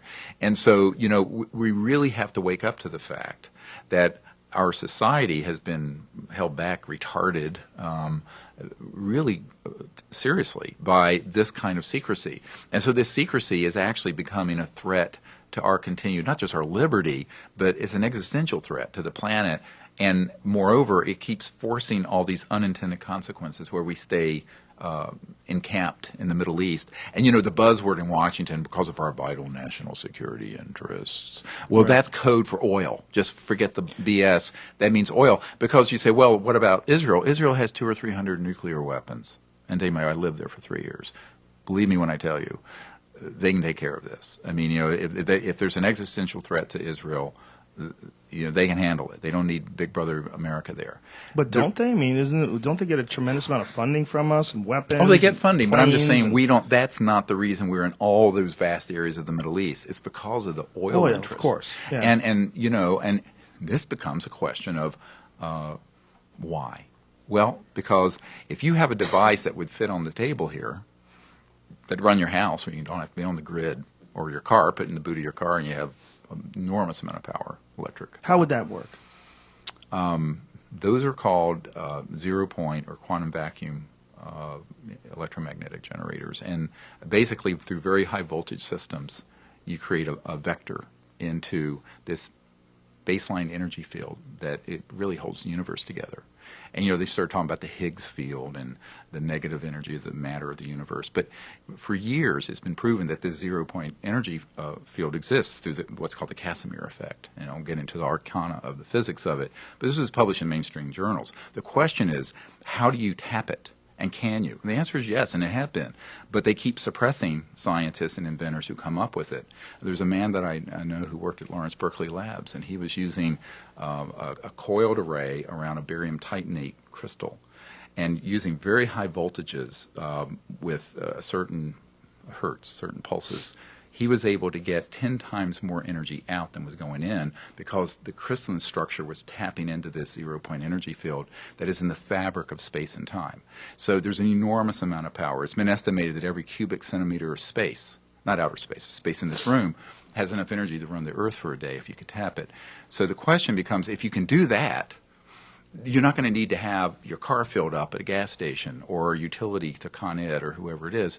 And those sort of interests have trumped the technical ones. The technological issues, I believe, can be fixed. It's the strategic issue that's the problem. I'm going to stop you because I need to know about this experiment. Where was this taking place? Is this peer-reviewed? Is this something that has been... It was confiscated. The man that had this happen is a physicist. Mm-hmm. And some goons broke into his lab, broke it up at the experiment, and then basically took him and put him in a mental hospital for a while. Where did this happen? Lawrence Berkeley Labs in the 80s. Okay, so 70s or 80s. Do we know exactly what he did, and is it reproducible? Yeah, I think it is. So why has no one reproduced this? It doesn't make any sense. Because you have to have a whole lot of specialized equipment to do it right, and people have tried. Here's getting to the reason we're doing this film, mm-hmm. is that 100% of the proceeds from it are going to go into build a new energy lab. So all this stuff that we've collected can be done. I think with the intelligence we've gathered in between 1 and 2 years, we will come out with at least a generation 1.0 of these energy systems, because I have thousands of pages of documents on this and many, many physicists who've worked in these programs. But you've got to have a properly equipped lab. You've got to have security. You've got to have the whole world watching. And this would not be a secret project like the Skunk Works at Lockheed. This would be, it'd be like this, it'd be streamed. So all the work going on in that lab, the whole world's watching. Okay, so... All right, because I don't think you can do this secretively. How come you know about this story? How come you know about this experiment tapping into zero-point energy, but this is not common knowledge amongst nuclear physicists? This is not something that's discussed in the mainstream news. This is not something that you can find information online on any credible source. No one has it seems to me that if there was an experiment that tapped into such an unbelievably unlimited supply of energy like that, it would be impossible to keep this under wraps, that you would be able to keep the conversation under wraps. No, it's not true. And in fact, if you go to the website, SeriousDisclosure.com, mm-hmm. there's a portal there to the energy research, and there are thousands of documents and pages of stuff, things that were reported in the media, and then they got confiscated and shut down. But you're asking this question as if academia and the media are operating freely, not mm-hmm. under these suppressive behaviors. And I think... Well, I'm asking the question, actually, because just the nature of human curiosity and incredibly brilliant, intelligent men that are right. out there that study energy, I would think that someone would look into this and examine it. Okay, well, there is. And in fact, one of the people that were funding for a while, before he got threatened by a former CIA director who went down to his SCIF, his Secure Communication Intelligence Facility, was an understudy of William S. Bender at the University of Washington. And he got threatened, and what did they say to him? In 1974, I think it was 74, he formed a company, and he's one of the most brilliant people I've ever met.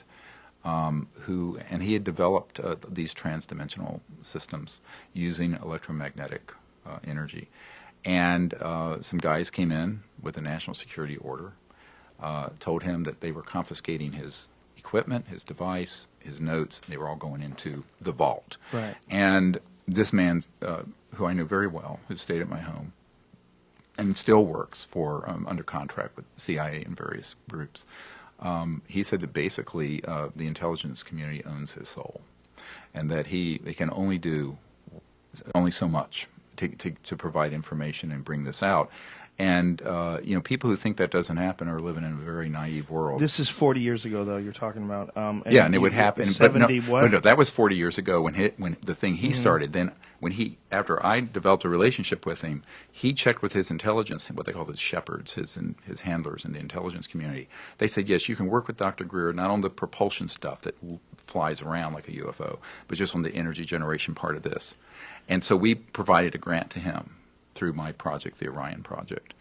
So the government limits his ability to do research on specific topics? Well, he actually is on the payroll of the government now because he was basically told it's this or you have no career at all. And if he had disclosed what he had invented in 1974 under the national security order he was hit with, he would have been imprisoned. So, and these exist. You can look it up. It's Section 180, 181 of the Patent Law and the National Security Act.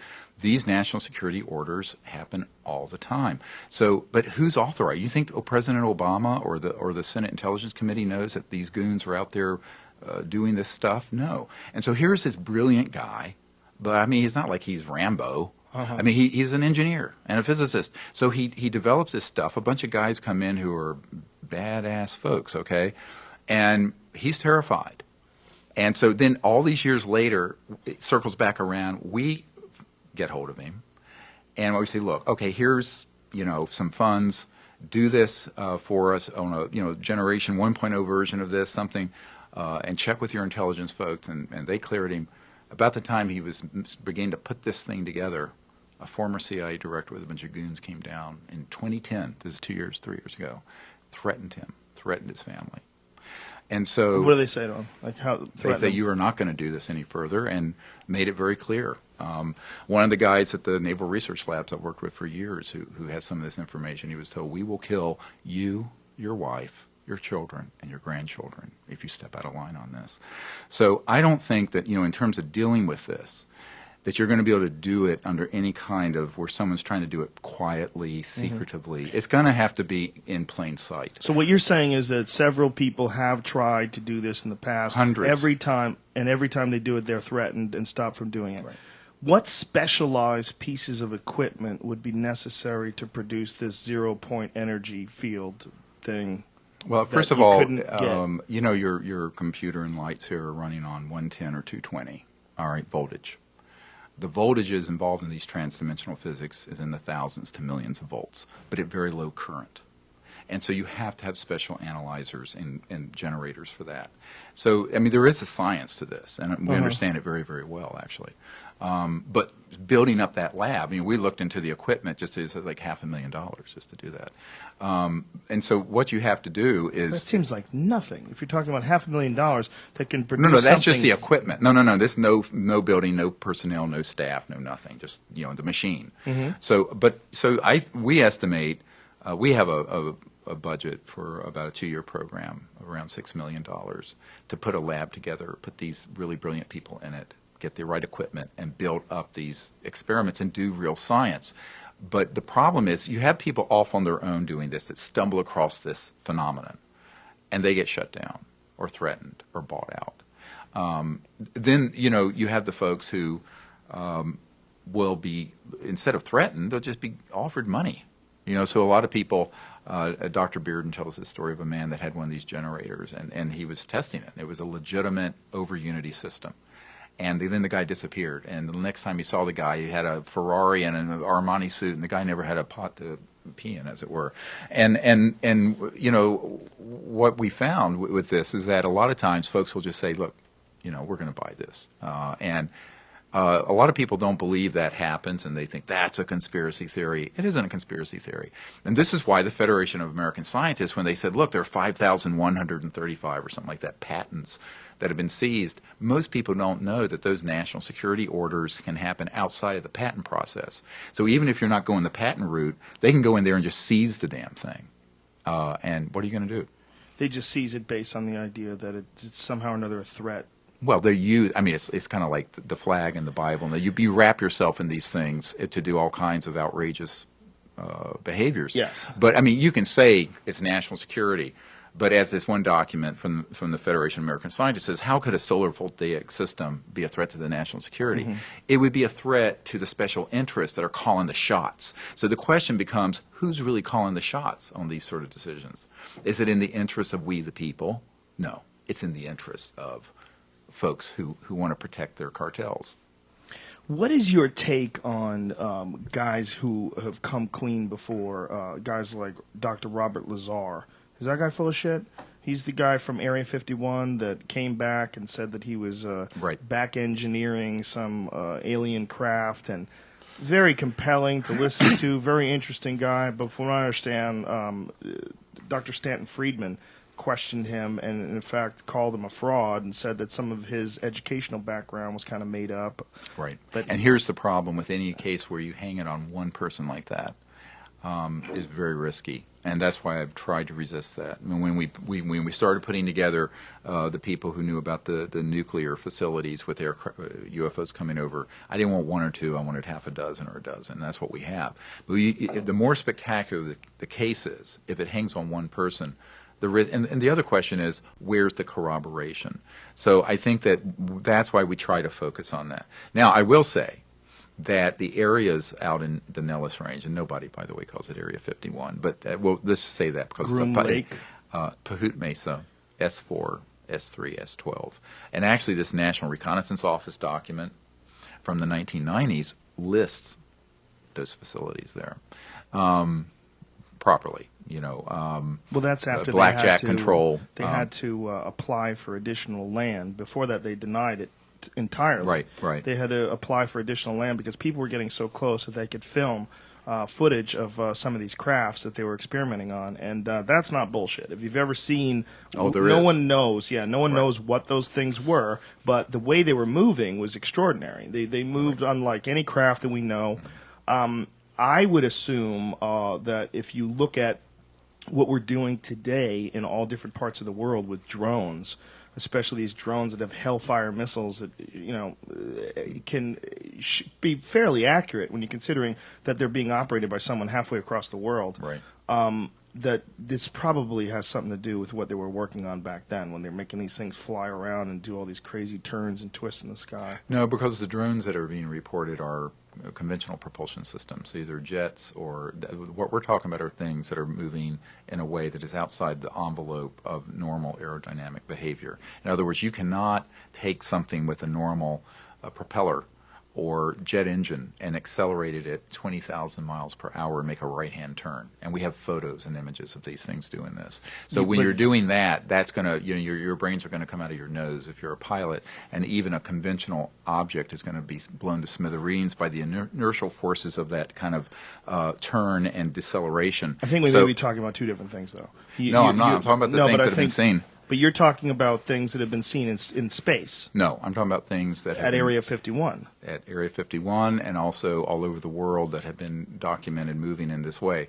Those are moving, and I'm quoting actually General de Brouwer of the Belgian Air Force chief, who said this is outside the envelope of any conventional aerodynamic system. I'm not questioning that, but what I am saying is that the things that I've seen as far as videos from Area 51 with these unidentified objects, whatever they were, moving across the sky, they weren't moving that fast. They were moving conventional speeds. Oh, well, that's conventional. So that could be, but I'm talking about the things that I know that have been imaged out there, including a daytime object.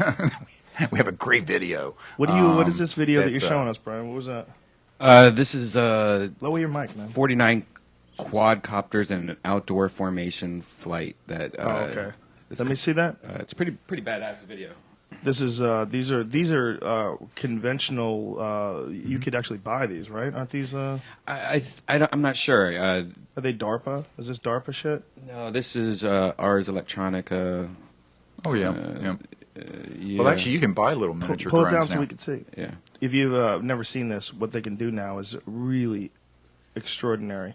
I mean, this is all these drones moving. Or what do you call them? What are These are just like little toys almost. Yeah, they are. Yeah.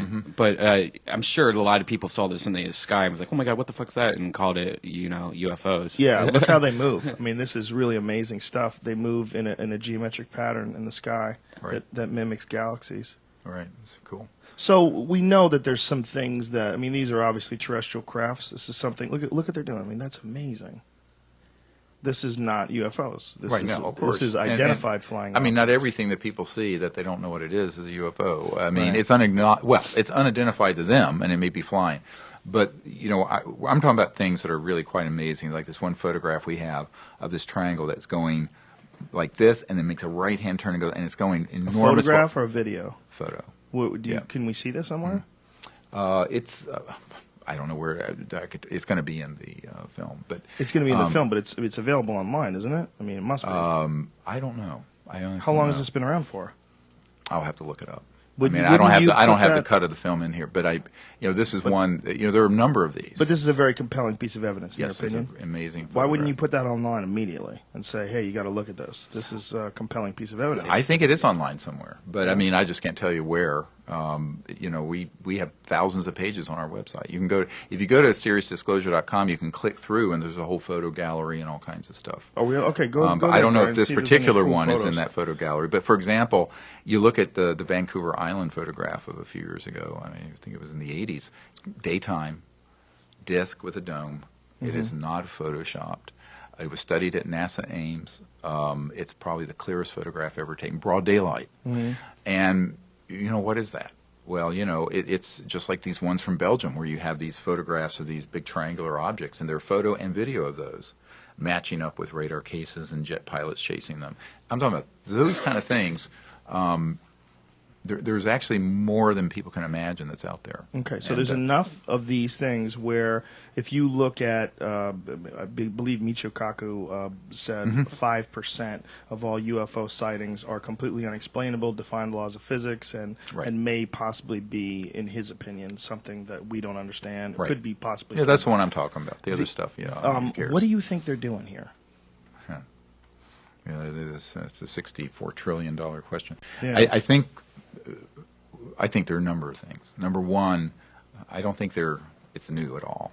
I don't think there's a new phenomenon. There's enough material out there from ancient times that would indicate that these objects have been around since recorded history. I mentioned this earlier in the show. But secondly, I think this stage of our evolution, these civilizations are rather concerned about our potential to destroy this planet and ourselves, but also the fact we're going into space. We have not become peaceful. And in our classified projects, we have things way beyond the International Space Station. So that we could become an existential threat to other planets, potentially. So I think that there is a concern about that. And I think that, there are all these movies, Battle of Los Angeles and Independence Day and blah, blah, blah. Or Avatar, the other way. And it's such, to me, it's like, okay, yeah.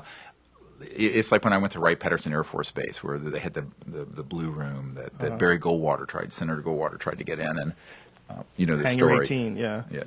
Well, it wasn't that, but the thing is that that's on Hangar 18, Wright-Patterson Air Force Base. Yeah, but this is a different thing at Wright-Patterson Air Force Base. Right, it was called the Blue Room.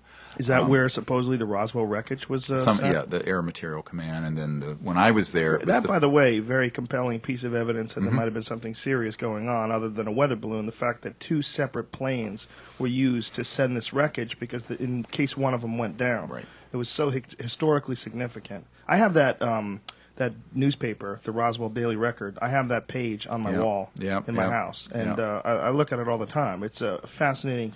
I mean, it's essentially a press release by the military saying we've recovered a crashed disc before they pulled it back. Yeah. It's amazing because that's a big statement. I mean, you look at all the things that could have been wrong about, like it could have been something else, but the fact that they came out and said it's a crashed disc.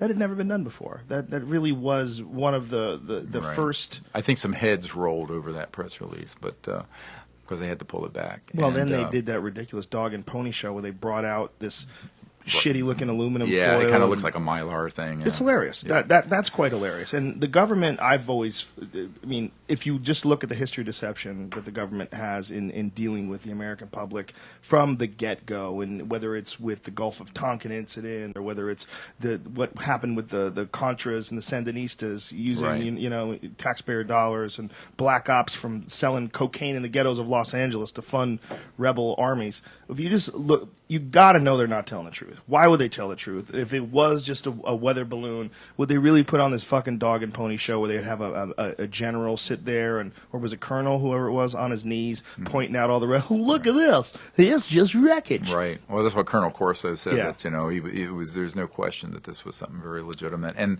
in fact, when Barry Goldwater, Senator Goldwater, who had McCain's seat before John McCain took it in Arizona. I was at his home some years ago, and he had left the Senate, and he told me, he said, look, he says, it was a goddamn mistake then, it's a goddamn mistake now that this was ever kept secret.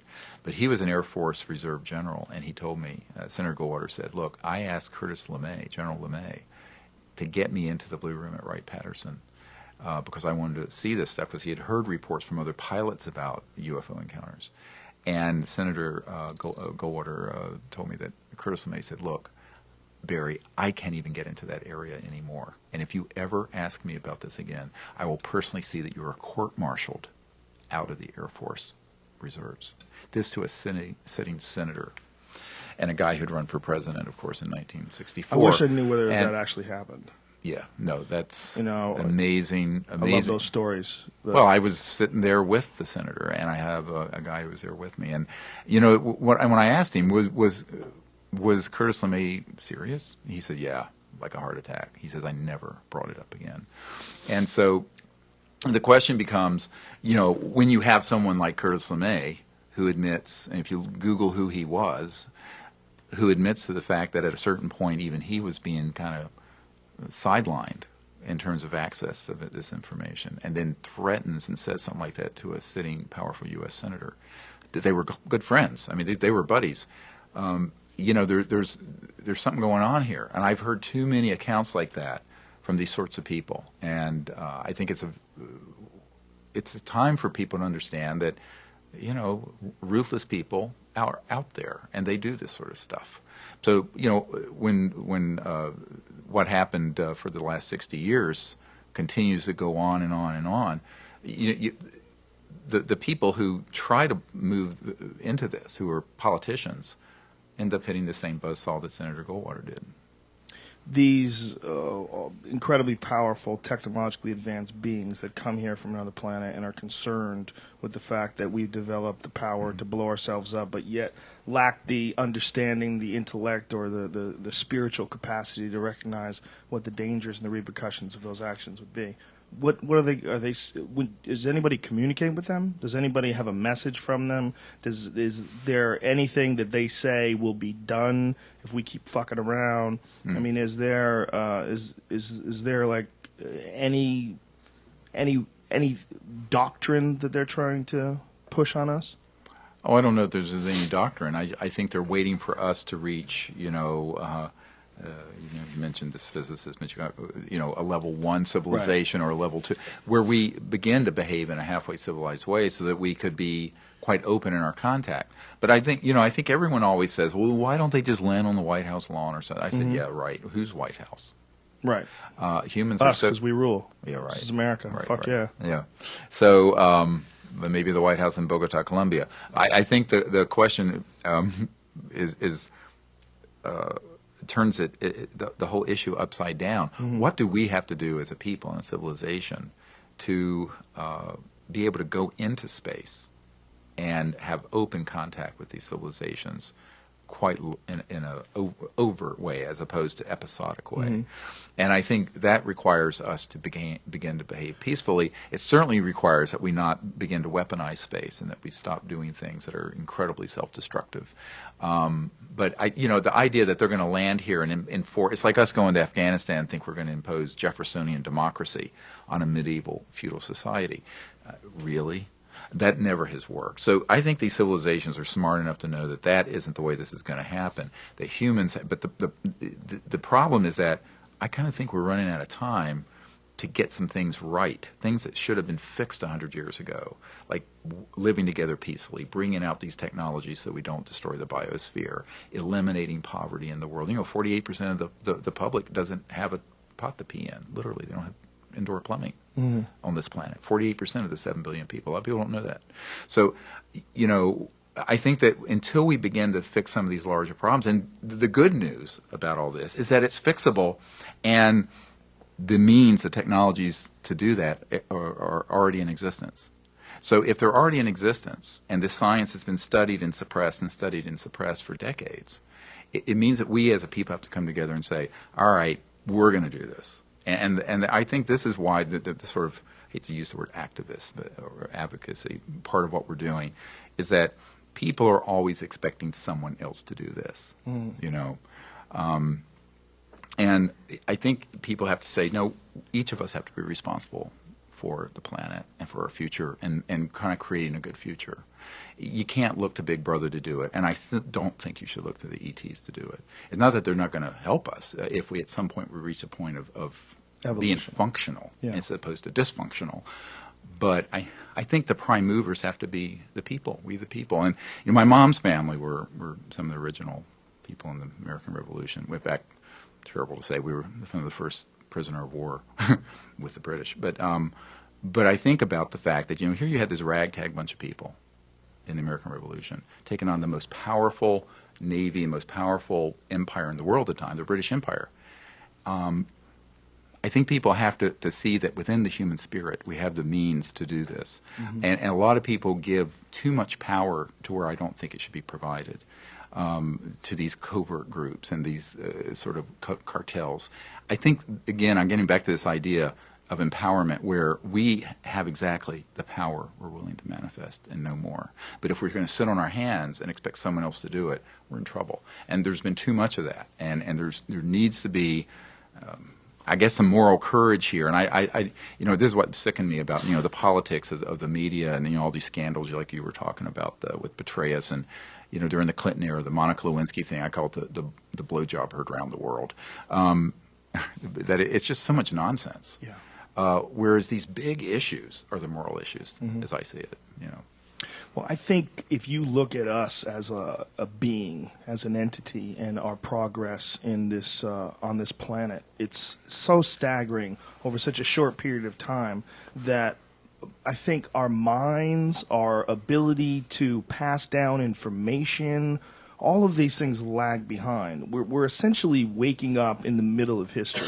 I mean, as a race of beings, humans, we're waking up in the middle of a massive amount of momentum. As you're born, you are born into a race that is moving in an incredibly powerful direction that it's very hard to stop. And it's also the same animal that just 20,000, 30,000, go back as far as you want, where we were essentially tribal monkey people. Right. I mean, that's all of those instincts that allowed us to get to 2013 are all encoded in our genome. All of those instincts, all of those reward systems are all encoded. And all of those reward systems, whether you look back to Napoleon or Genghis Khan, or you look at any war figure, any dominator throughout human history, the people in power have always tried to keep in power and suppress others.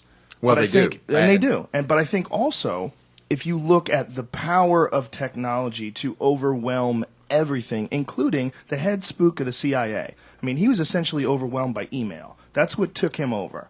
You know, I mean, it was the FBI looking into things, but essentially it was all done through electronic means. It was all done through. He was revealed by the very powers that the CIA uses in the first place. They're spies. And the National I mean, Security he was Agency spied even better. on. The Yeah, top right. spy was spied on. It's, you know, in my opinion, when I look at human history and I look at where you just try to extrapolate. When I try to extrapolate where we're going, it seems to me that it's all symbiotically connected to technology, and that seems unavoidable. That's why I have such a hard time with the idea of someone creating some 0-point energy thing that's not that people aren't looking into. Enough people know about what Tesla was working on. Enough people are fascinated by the ideas of wormholes, and I just would think that more people would be involved in this, and that the government, with all its shady, nefarious arms, wouldn't be able to put out all of those fires. But a lot of it's self-censoring. For example, I'll give you a really good example. There was an academic guy that I was talking to recently, and he was wanting to push into this issue. And basically, he was told, no, you're not going to do it at this university because this is violating the second law of thermodynamics and blah, blah, blah. You know, in a rational world, which is what you're talking about, I would agree with you. But we don't live in a rational world. We live in a world where there are a lot of emotions and power hierarchies and all kinds of dysfunctions. And so you have to factor that into the equation. And I don't think you can underestimate the reach of the national security state, not just here but around the world, to put out these fires, no matter how many times they try to surface, unless it's done in a very large way. And I didn't believe that, and I've learned the hard way trying to do it in a smaller fashion. From this, like the story I told you about this scientist who works in a skiff down near the Huntsville Space Flight Center, Marshall Space Flight Center in Huntsville, and I think what we are going to have to do is organize an effort that is very much outside of government and mainstream corporations and even academia, because academia, if you have never been in it, is so political. I mean, you touch these sort of issues, and it's the end of your career. I'll give you a great story in terms of other institutions. You know, the National Science Foundation is a very big player in global warming studies and all this kind of stuff. And the deputy director of that, and Dr. Bob Carell and I had a long meeting with another person who was one of the 5 directors of NASA back some years ago. And you know, he was very interested in exactly what you're talking about, these sciences and studies. And I said, look, we need some people at the National Science Foundation to really take this on as an area of research, development, funding, etc. He says, it'd be the end of my career if I did this. I said, well, you know, here it's the future of the Earth or your career. What are you going to choose? Let's choose the Earth and our future. But the truth is, everyone puts their pants on one leg at a time. And a lot of folks are not going to jeopardize their careers and their income. A very famous astronomer who worked with Carl Sagan was at our meetings in 1997 that we did for Congress. And after he did that with us, he was told if he ever wanted to be published again, write again, or have a career in astronomy, he'd have to leave this issue alone. So he was directly threatened, and he begged me to keep going forward, but that he couldn't be part of it. And so I think that most people don't realize that this happens every day, and it's kind of a miracle that this many military and corporate and intelligence people came together this far. But I won't even begin to tell you what we've gone through trying to get this far. It's been very difficult. And so for every person you hear about and that you see in this film series or in the Disclosure Project, there are 100 that wouldn't that have given me the information and even documents and intelligence, but they don't want to come out and be identified. So there's a lot of fear of either reprisals, but also just the ridicule factor. Mm-hmm. I have a document from 1953 from the CIA that talked about engaging Disney Studios to make cartoonish movies about this issue so that it would be the butt of jokes. And this document talks about the psychological warfare value of the subject. So people are sort of like, in middle school where you're worried about what are people going to think about me if I say I think this is real? Are you going to lose credibility if you're a doctor or a physicist or an engineer or a politician? Wasn't that all part of Project Blue Book? Wasn't that part of what they were trying to do? This predated. This actually predated that when they were first coming together with how do we manage this because it's hidden in plain sight. People are going to see these objects.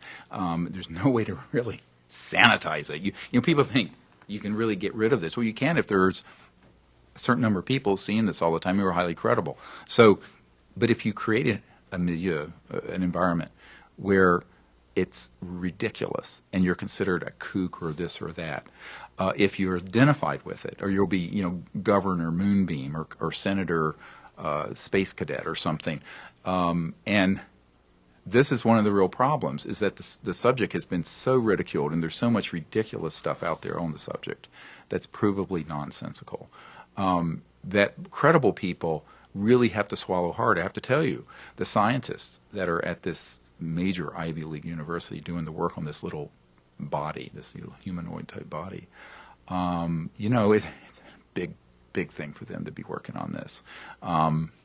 And it's even a bigger thing that they're going to go on the record about their findings. And when are they going to do this? In the next, you'll see on April 22nd, come to the premiere. I'll come to the premiere, but on April 22nd, what if no one has made some sort of a public statement? No Ivy League scientists? No, they're going to. So you're promising between now and April 22nd there'll be some sort of a reveal. We'll have some press releases. Major institution, scientists of credible history will step forward and say, hey, this is something extraordinary. Well, we don't know what they're going to say. They're still doing the run on the genome. Well, it's extraordinary if it's real. If it's okay. Let me put that to rest right now. You touched it. Yeah, I've touched it. We have the CAT scans. We have the reports from these top scientists. The only thing left that we're doing is running the genome, which is the whole genome. So the scientists have said that it's absolutely of biological origin. That it's not like my werewolf. No, it's not a rubber. No, this creature. we know. This we absolutely know, and put that to rest.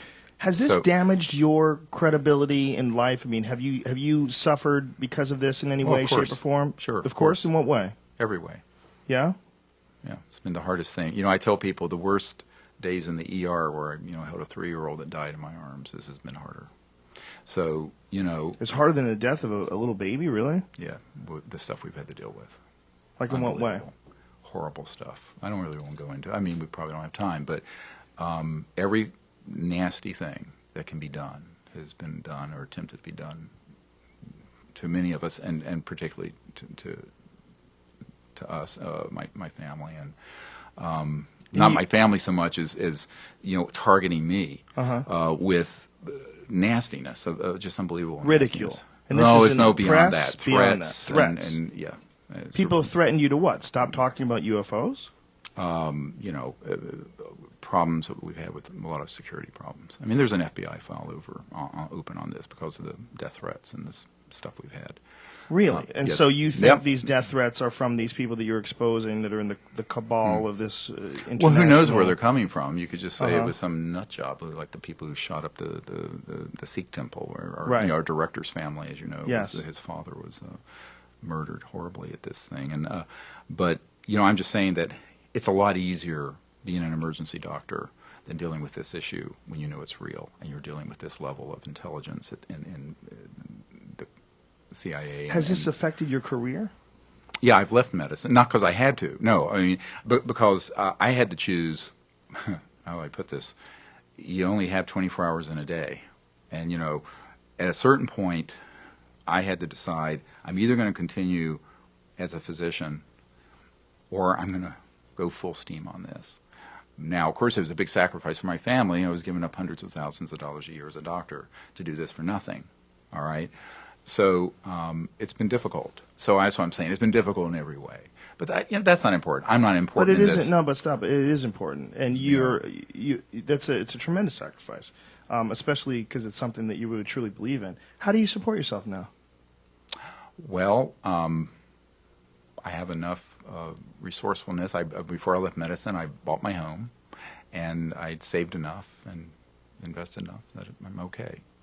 And then I have a little bit of income from some of the books and things, but I mean it's very modest compared to what I would have been making. I probably in the aggregate have given up around somewhere in the neighborhood of $5 to $6 million in income doing this, which I actually don't regret at all because I don't care about the money. I care hate about when people say that. I hate when people say that. No, I really don't. I mean, this Really? is why Now, you'll probably strain credulity here, but a former head of Army intelligence approached me in 1992 and offered me kind of control over a $2 billion fund if I would shut up and close down the disclosure project in CSETI. Control over a $2 billion fund? B, with a B. To do what? What did he want you to do? He just basically wanted I could do anything with it, so long as I would shut. You could just go big pimping, giant yacht, Ferrari. Who knows? No more Dr. Greer. And then, when I said, no, I'm not going to do that because I really believe that this issue needs to be dealt with properly, the guy went to my wife and tried to convince her to convince me. And this, this is the kind of nonsense. Did he want you to work for him, or he just wanted you to shut up? Yes, he wanted me to merge what we were doing with some operation he had, which would have basically subsumed it and co-opted it. And I said no. And then he made another run, and I said no. And then about a month after that, all over the internet, it came out that I wasn't even a doctor. Here I am in this emergency department, and it's a bunch of goons put out there that I'm not even an actual MD. And I'm there, up to my eyeballs in blood and guts in the ER, and this thing breaks. So, they do all kinds of disinformation and psychological warfare stuff on people. But I don't really mind that that's happened.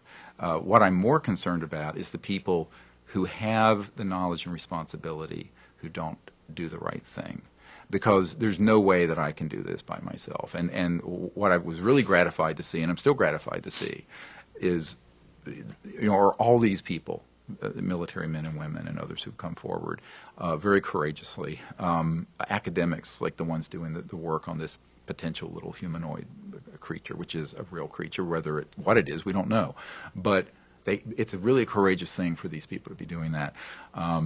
The people who led the charge in France to release all those documents, I know the backstory to that the public doesn't know, and it was very controversial. So, this is the kind of courage we need to get the truth out and to go forward as a civilization. And so, you can't buy it. You got to have it. You got to manifest it from inside. Are you getting income from this? No. You don't get any income from this? No. This is, and what's beautiful about Sirius, the movie, is that it was all crowdfunded. No one on my team has taken any funds from it. It's all gone into the production of the movie. You don't even take a salary? No. Oh, no. No, it's all gone into the film. But you list expenses. Don't you list several hundred, $270,000 or something in expenses that you charge to create this film? But that's the production company, because I'm not a filmmaker.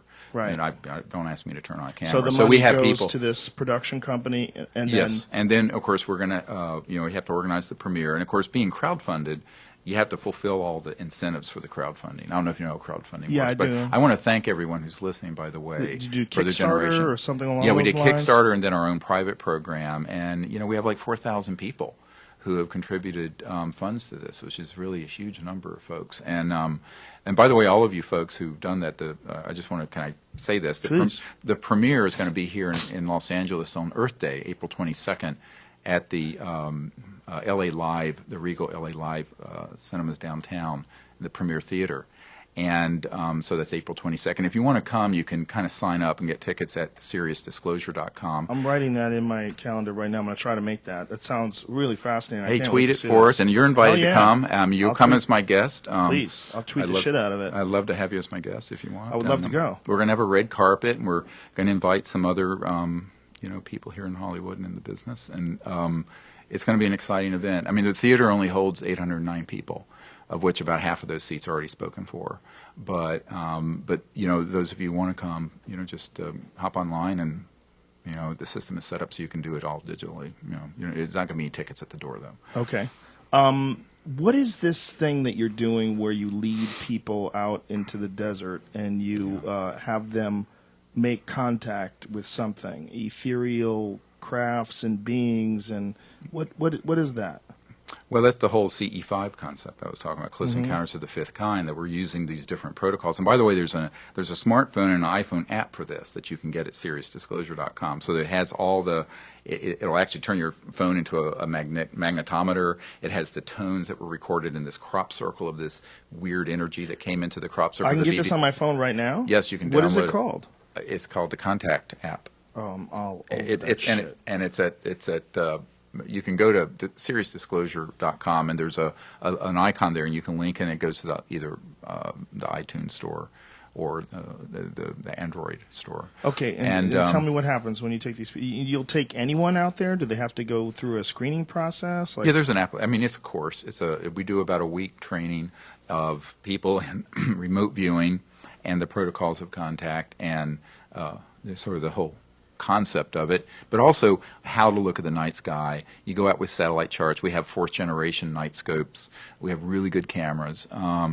And, in fact, we're going to be doing one in Colorado in June in the high desert. I have some land up there. What is the actual name of this app? Because there's a couple contact apps. Well, again, you have to go to SiriusDisclosure.com, and there's a link there for it. The name of it will be on the site. You don't know the name of your own app?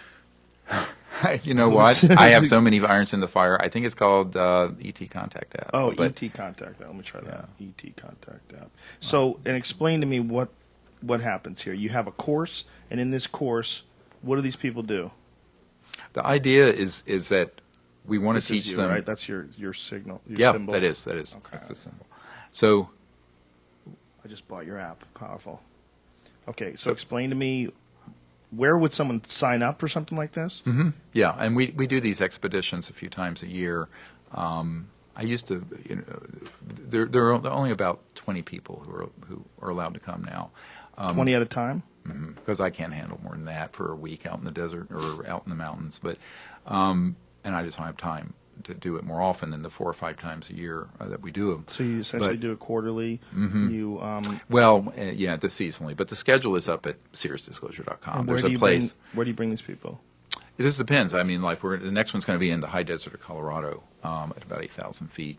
There's a remote area near the Great Sand Dunes that's had a lot of reports of UFOs and contact. In fact, the film director and his crew were out there last June, a few months ago, in 2012, when we had this disc fly over, and then a jet came in to intercept it, and and that's going to be in the film. It's really cool. You have a video of that or a photo of that? Both. Mm-hmm. Really? Mm-hmm. So you have a video of this disc in the sky and then a jet approaching the disc and the disc. Probably coming out of Colorado Springs because it was coming out of that direction. But yeah, it's really pretty cool. And of course, I think when the director saw this, he went, oh, wow. And who put this video together? Who made it? Who filmed it? The film crew for Sirius. So you, wow. So you have this. You have. I want to make sure that I'm real clear of this. You have thousands of these videos. Well, there's one. If you go again to this website, you'll see that there's a section for the contact expeditions and the CE5 expeditions. And a couple of years ago, we were up on. There's a mountain north of here called Mount Shasta near the Oregon border, in the Cascade Range, and it's a volcanic mountain. And we've gone up there a number of years, and we've had these objects that have appeared, and one of them was actually in the field. We had our night vision camera running, and it lifted up and does this, and then does like this corkscrew and dematerialize in the sky. We have this on videotape, and it was during one of these expeditions, and it's a really amazing bit of video. Is ball lightning a real phenomenon? Oh yeah, sure. And but that's not. This is clear skies, no weather. But coming up from the ground. But don't they? But doesn't ball lightning have something to do with? There's certain types of visual phenomena that have to do with tectonic plates and pressure and stress. Piezoelectric. Yeah. What is that? No. Well, that's very different. Also, that'll be just sort of a discharge, like an electrical discharge. So you just see it, and that's from the rocks. And usually, it's when there's quartz. The pressure of it and electromagnetic energy will build up and it'll burst out.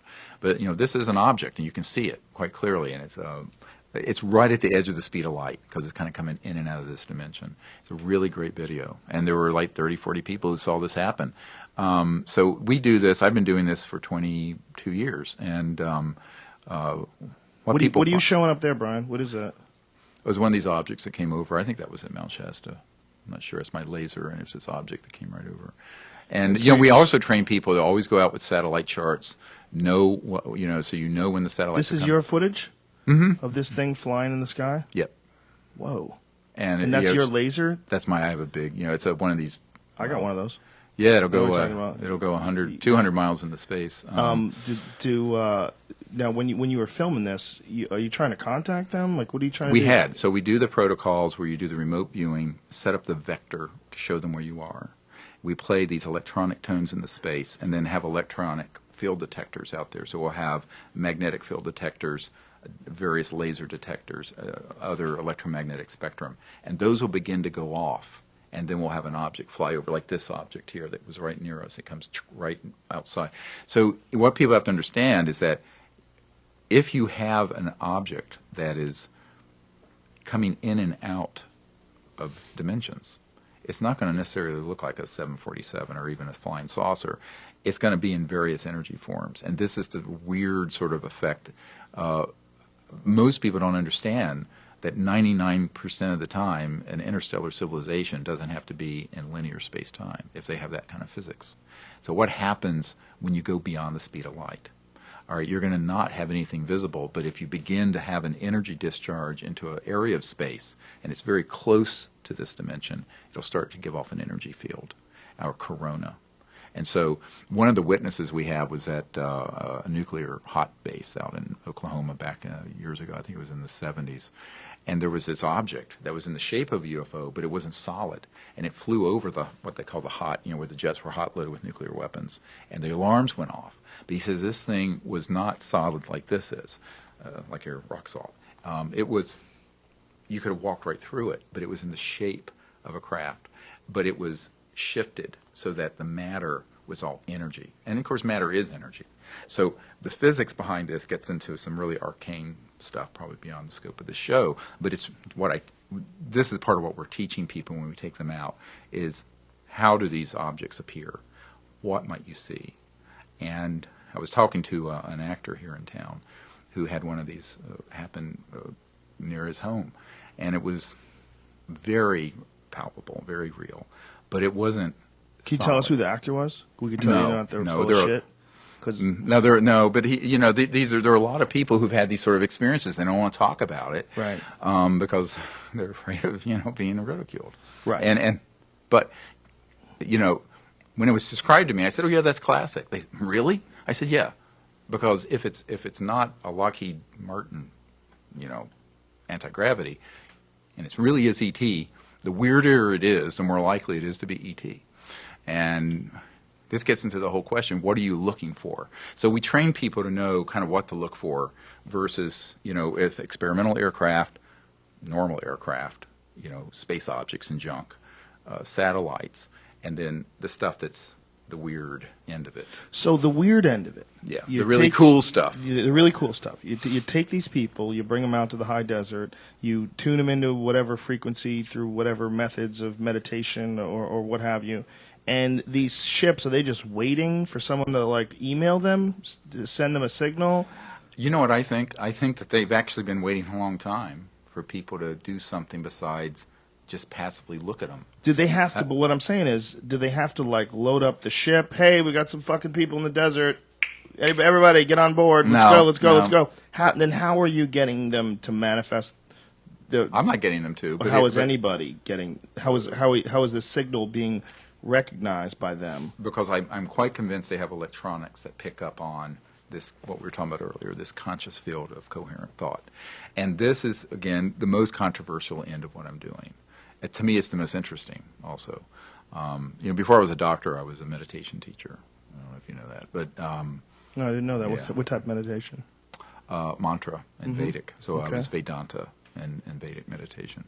I learned Sanskrit and learned to teach people meditation. So that was my first sort of career, if you can call it a career. It was an avocation as much as more than a vocation. But and it was because of the result of this near-death experience. And I began to realize that really the thing that is most intriguing about all this is that free energy is like late 1800s to mid-1900s.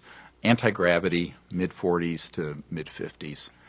The science of consciousness and the interface between mind and matter, mind and body, mind and thought and electromagnetic systems, that's the really cool stuff. And that's, to me, most people know me for the Disclosure Project and these other things, but to me that's the most exciting part of this, because that is the frontier. The final frontier is not space, it's consciousness. So you take these people out, there's 20 of them, and you spend how many days out there? It's usually 6 days and nights. And so we go out. During the day, it's more a teaching module and teaching them remote viewing, concepts, science of consciousness, other information they need to have. Then we go out at night, usually from around sunset till 1 or so in the morning, sometimes 2. And we're out in the stars, making observation, doing the remote viewing practice, and then people go home and do it. There's now something like 11 or 1,200 teams all over the world doing this that have picked up on this idea. It's really a phenomenal thing, and people are having amazing sightings and experiences all over the world. There's a global CE5 initiative going on, and it's really when exciting. you keep saying CE5, you Close mean Close Encounters Encounters of of the Fifth Kind, which is visual? No. What is okay, let me Fifth explain that. I'm Kind? sorry. We back up. Because I know the movie, The Third Kind. Yeah, that's Steven Spielberg's movie. Yeah, that's how I know this. Yeah. Most people are probably like me. They don't know and the what fourth numbers kind are. is when someone feels they've had contact and been on board. The fifth kind is a term that I launched and the concept of in 1990, which is when humans, instead of passively having, so all those others, Close Encounters of the first, second, third, and fourth kind, are passive because you're sort of either seeing it or it's a landing thing or what have you. A Close Encounter of the fifth kind is when a human does something interactive. So it's like, it's like the internet versus something passive, or where you're actually making contact and inviting these civilizations to appear and make contact for a diplomatic purpose, or where they interact. And Dr. Haynes at NASA, Ames, put together a great book based on my initial research on this called Close Encounters of the Fifth Kind, CE5, where he collected cases.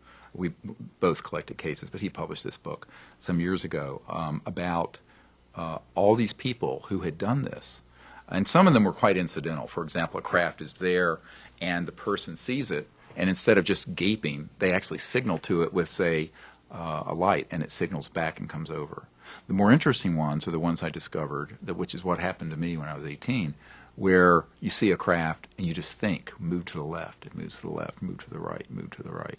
And they're showing you that there's a link up between intent and thought and their electronics. And that's the really cool stuff. You ever read any Carl Jung? Mm-hmm, yes. What do you think on Carl? I mean, he wrote a whole book on the physical manifestation of UFOs through the conscious thought. Yeah, well, I mean, the world is as you are, and it depends on the level of consciousness of the person reading what he wrote.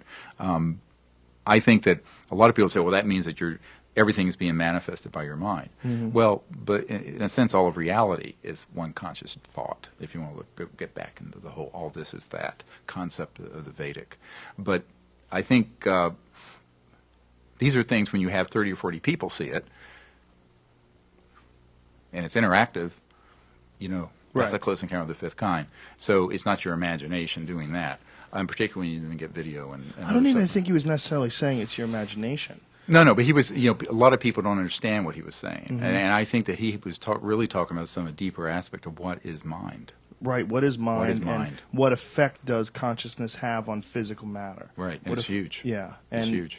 And in a sense, he could have almost been validating it without totally understanding the possibilities of contacting something, making something appear. I agree. That you seem to be convinced of, and in fact teach people to do it. I think that if you've got something like that, how is this not like on 2020 or whatever those stupid news shows are? How are you not going out there?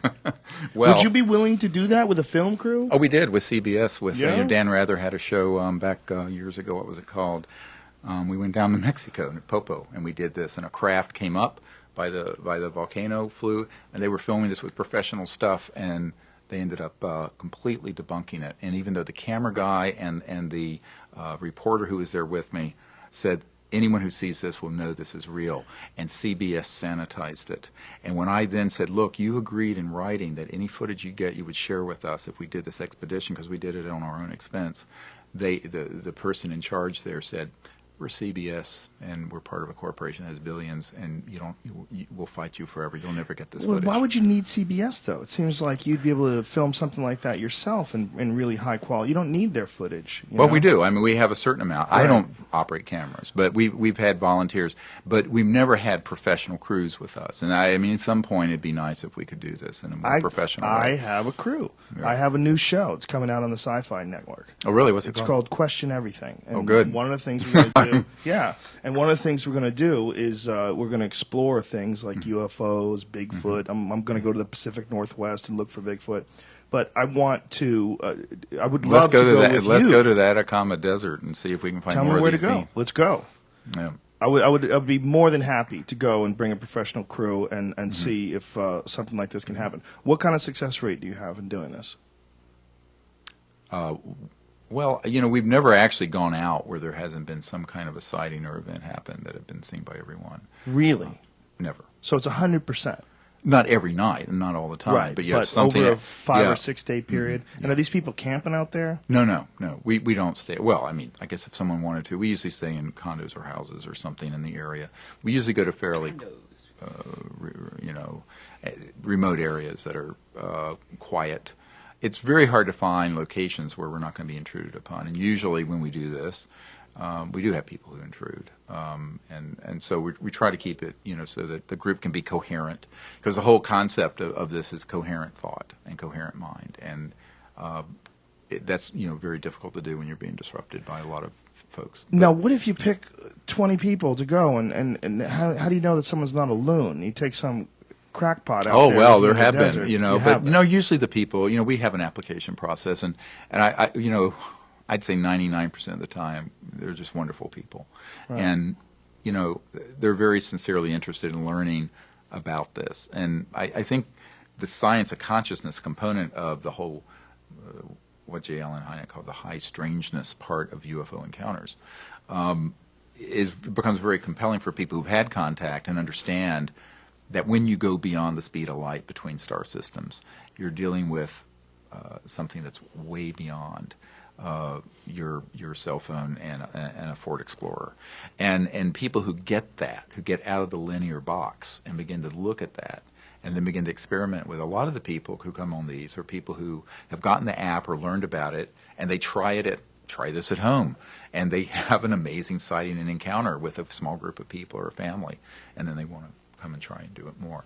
So it's an excite to me. That's the next phase of all this is disclosure, bring out the energy and technologies, but then it's about the public understanding that why doesn't everyone just go out under the stars instead of sitting and looking at television and try some experiments? Experiment with thought and mind and light and tone and all kinds of floating interesting things in space, Mm-hmm. haven't you encountered things that are in closer proximity to the ground?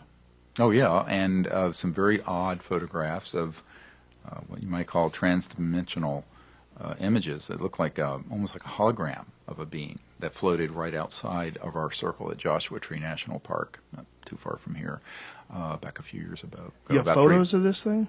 Yep. Where can someone see that? It's on the website, SeriousDisclosure.com. If you link to the CE5 part of it, there's a whole section of this strange luminous thing.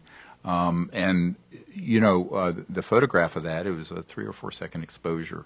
And what was seen right before this happened, which is really important for people to understand, was something about half the size of about the size of my fist or a little bigger.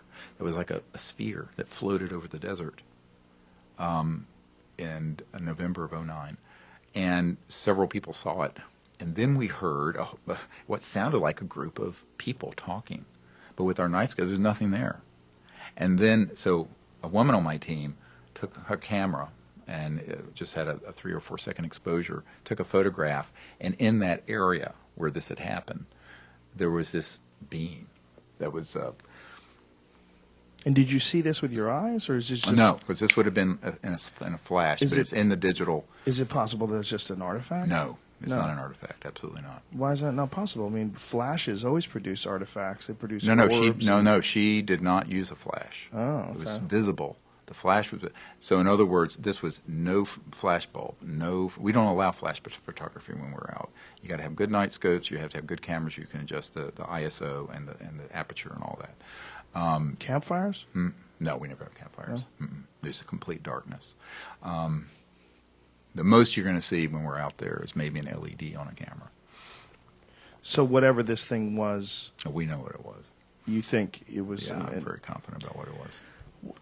Have you ever been aboard a spaceship? Oh, well, I've had some really amazing contact experiences that are classic, and they, I had one when I was having this when I was 18 years old up on this mountain up in, and it wasn't at all what you hear about in the literature, because it was more in this transdimensional element area, and that becomes the whole question: is what part of what people are reporting is real and what part is Memorex? And this is something we haven't talked about yet. But what is the capacity for the intelligence community to hoax contact? And it's substantial. Really? Yeah. You think a lot of people, they're hoaxing contact? Yeah, for scaring the hell out of people. Like in what way? How do they do that? One of the things we learned about a number of years ago is actually not something I discovered. There was a man here who was looking into what are called military-related abductions that are made to look ET but aren't. And you get into this whole question of what are they able to stagecraft for its psychological warfare value. And I have a document that's actually going to be in the film, and it's from the Strategic Studies Institute, talking about the staging of abductions and other scary things to create fear around the UFO issue. So they create an artificial spacecraft and abduct people? Well, they might use they may use what's called an ARV, an alien reproduction vehicle that's man-made. They may use robotic things that are called PLFs, programmed life forms, that are man-made but look very ET. Programmed life forms? Yeah, PLFs. They have life forms that are like robots, essentially, that move around like people? There are reports of that, and in fact, reports of that. And I think there's. If you believe that though? Oh yeah, I think Stan Romanek. If you look at the photograph he had of this thing, I think he was on Larry King or in some other shows, and this thing Boo that goes up and down. He's got a photo, and then there's a video that he hasn't released, but I've seen it, and other people on his team have seen it, and it's this very robotic looking. It looks like a quote alien, but we know it isn't. I mean, so the question is, why would they want to do something like that? I think if you can put enough information out there to scare people, why not scare them? Well, it seems to me, though, that, look, the highest level robotics experts in the world today are pretty open about their work, because they're showing. I mean, they're showing periodic improvements to the general public, like the DARPA robots, what they're doing in Japan. No one has come anywhere close to doing something along those lines. Not only that, they all have an external power source. Well, but you're assuming that the things that you know about are all that they're in existence. But it's like saying that because you haven't flown on one of Lockheed's or Northrop's anti-gravity devices, they don't have those either. I think that. Do they have those? Yes, they absolutely. do. 100%. Yes. How does and it Ben work? Rich all but said so. Who's the head of Lockheed Skunk Works. So these are a lot of the things that people will see out near the Nellis Range, or so-called Area 51, that are moving in these ways we were talking about earlier. Those are man-made. Those aren't ET. And if you go all the way back to the 40s in Germany during World War II and after, they were doing a lot of experiments with things that do electromagnetic lifter effect. And going back a little further, you look at T. Townsend Brown in late 1920s, and then also the Klosky-Frost experiment, where they actually were able to create this effect of levitation and movement. So, again, there's a whole science here. And in the open aerospace literature in the late 40s and early 50s, they were saying the next big thing is gravity control and anti-gravity stuff and da-da-da-da-da, and then it went black. You can't find it. And one of the guys that I work with at the Naval Research Labs, which is the largest Department of Defense lab, told me that it was October of '54 when we really mastered gravity control, and all those projects went black. They just disappeared. But up until then, you can go back and find, and there were in the literature. Now, the fact that your average person at MIT doesn't know about this doesn't mean it didn't exist. And I think that there's a whole history of aerospace and technology that's hidden. Similarly, there's a whole history of robotics, genetics, biological studies, and what have you, and that have also been kept very classified. You are either one really nutty dude, or you are a guy who has tapped into one of the craziest pieces of information that's being suppressed from the American public, and there's no room for a middle ground. You know, well, I know that every word I'm telling you is true. I believe you. I believe you believe that every word out of your mouth is true. I do believe you. But this whole thing is so strains credibility. All of it does. All of it does. Yeah. And you know what? I was told years ago that if you really told the whole truth about this, that it'll hide itself because no one can believe it. Mm-hmm.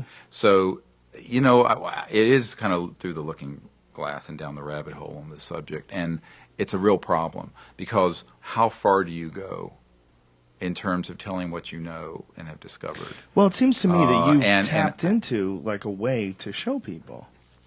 Yeah, well, I mean, but who's looking? I mean, it's like this FAA guy, John Callahan, who said, "I've got the radar tapes, I got the pilot reports," but who's looking and who's asking? Right. Well, not 2020. You know, I mean, you asked about 2020. The guy who's executive producer of that came out to my house. I gave him 35 hours of digital stuff of all these top secret guys, all the documents, all this stuff. He said, "This is the biggest story. It's either all a hoax or it's the biggest story in history." I said, "Yeah, well, I think it's the latter." And he says, "I want to do this story." I said, "I don't think they'll let you." And so we went back to corporate ABC, and a couple weeks later, he said, "Dr. Greer, they won't let me do this story." I said, "Who are they, Ira?" And he said, "Well, you know who they are." And I've had producers. They're like, "This crazy motherfucker. We're not spending no. money." This was the executive producer in charge of the show, both Primetime Live in 2020, and he's now with 60 Minutes. But I think that I would love to talk to him. What's his name? Yeah, Ira Rosen. I'd love to talk to him on the Question Everything show. That'd be fascinating. Well, you know, I think that this is the other big myth is that when you start dealing with the big media, that it's a free media. It's free to a point. I mean, it's no problem if you want to drill down on someone's sex scandal. But if you really want to deal with this issue, there's going to be a phone call. And you know, one of the documents that's up on our website, I wrote an article called Media Play, and in it is a document I got from the 1990s from the CIA that talks about how the CIA had embedded in all the major media people to change, alter, or stop stories. And this is an official document. So, you know, if the public listening out there think we really have a free market and a free media, you know, wake up. This is simply not the case. So I think that one of the challenges we've had is that it's kind of an article of faith that if all this were true, wouldn't the media just really want to cover this? And I say, yeah, there are some really good people in the media who wanted to, but they're not allowed to. And so then there's the way, who controls the big media? But I'm not talking about your show. Yeah, because I mean, how many shows are out there dedicated to looking for UFOs? There seems like there's quite a bit, and those shows are owned by, you know, big media companies and networks that promote these shows. Yeah, Do you think it's just bullshit, and what they're doing is paying lip service to it and not really looking, and they're just covering the controversial aspects of it to get viewers? Yes, I think a lot of it's shock and drivel and bread and circus. And I think that you then ask the question of, you know, years ago when I was on Larry King, and afterwards I got this note from his producer that, this is one of the most popular shows we've ever had.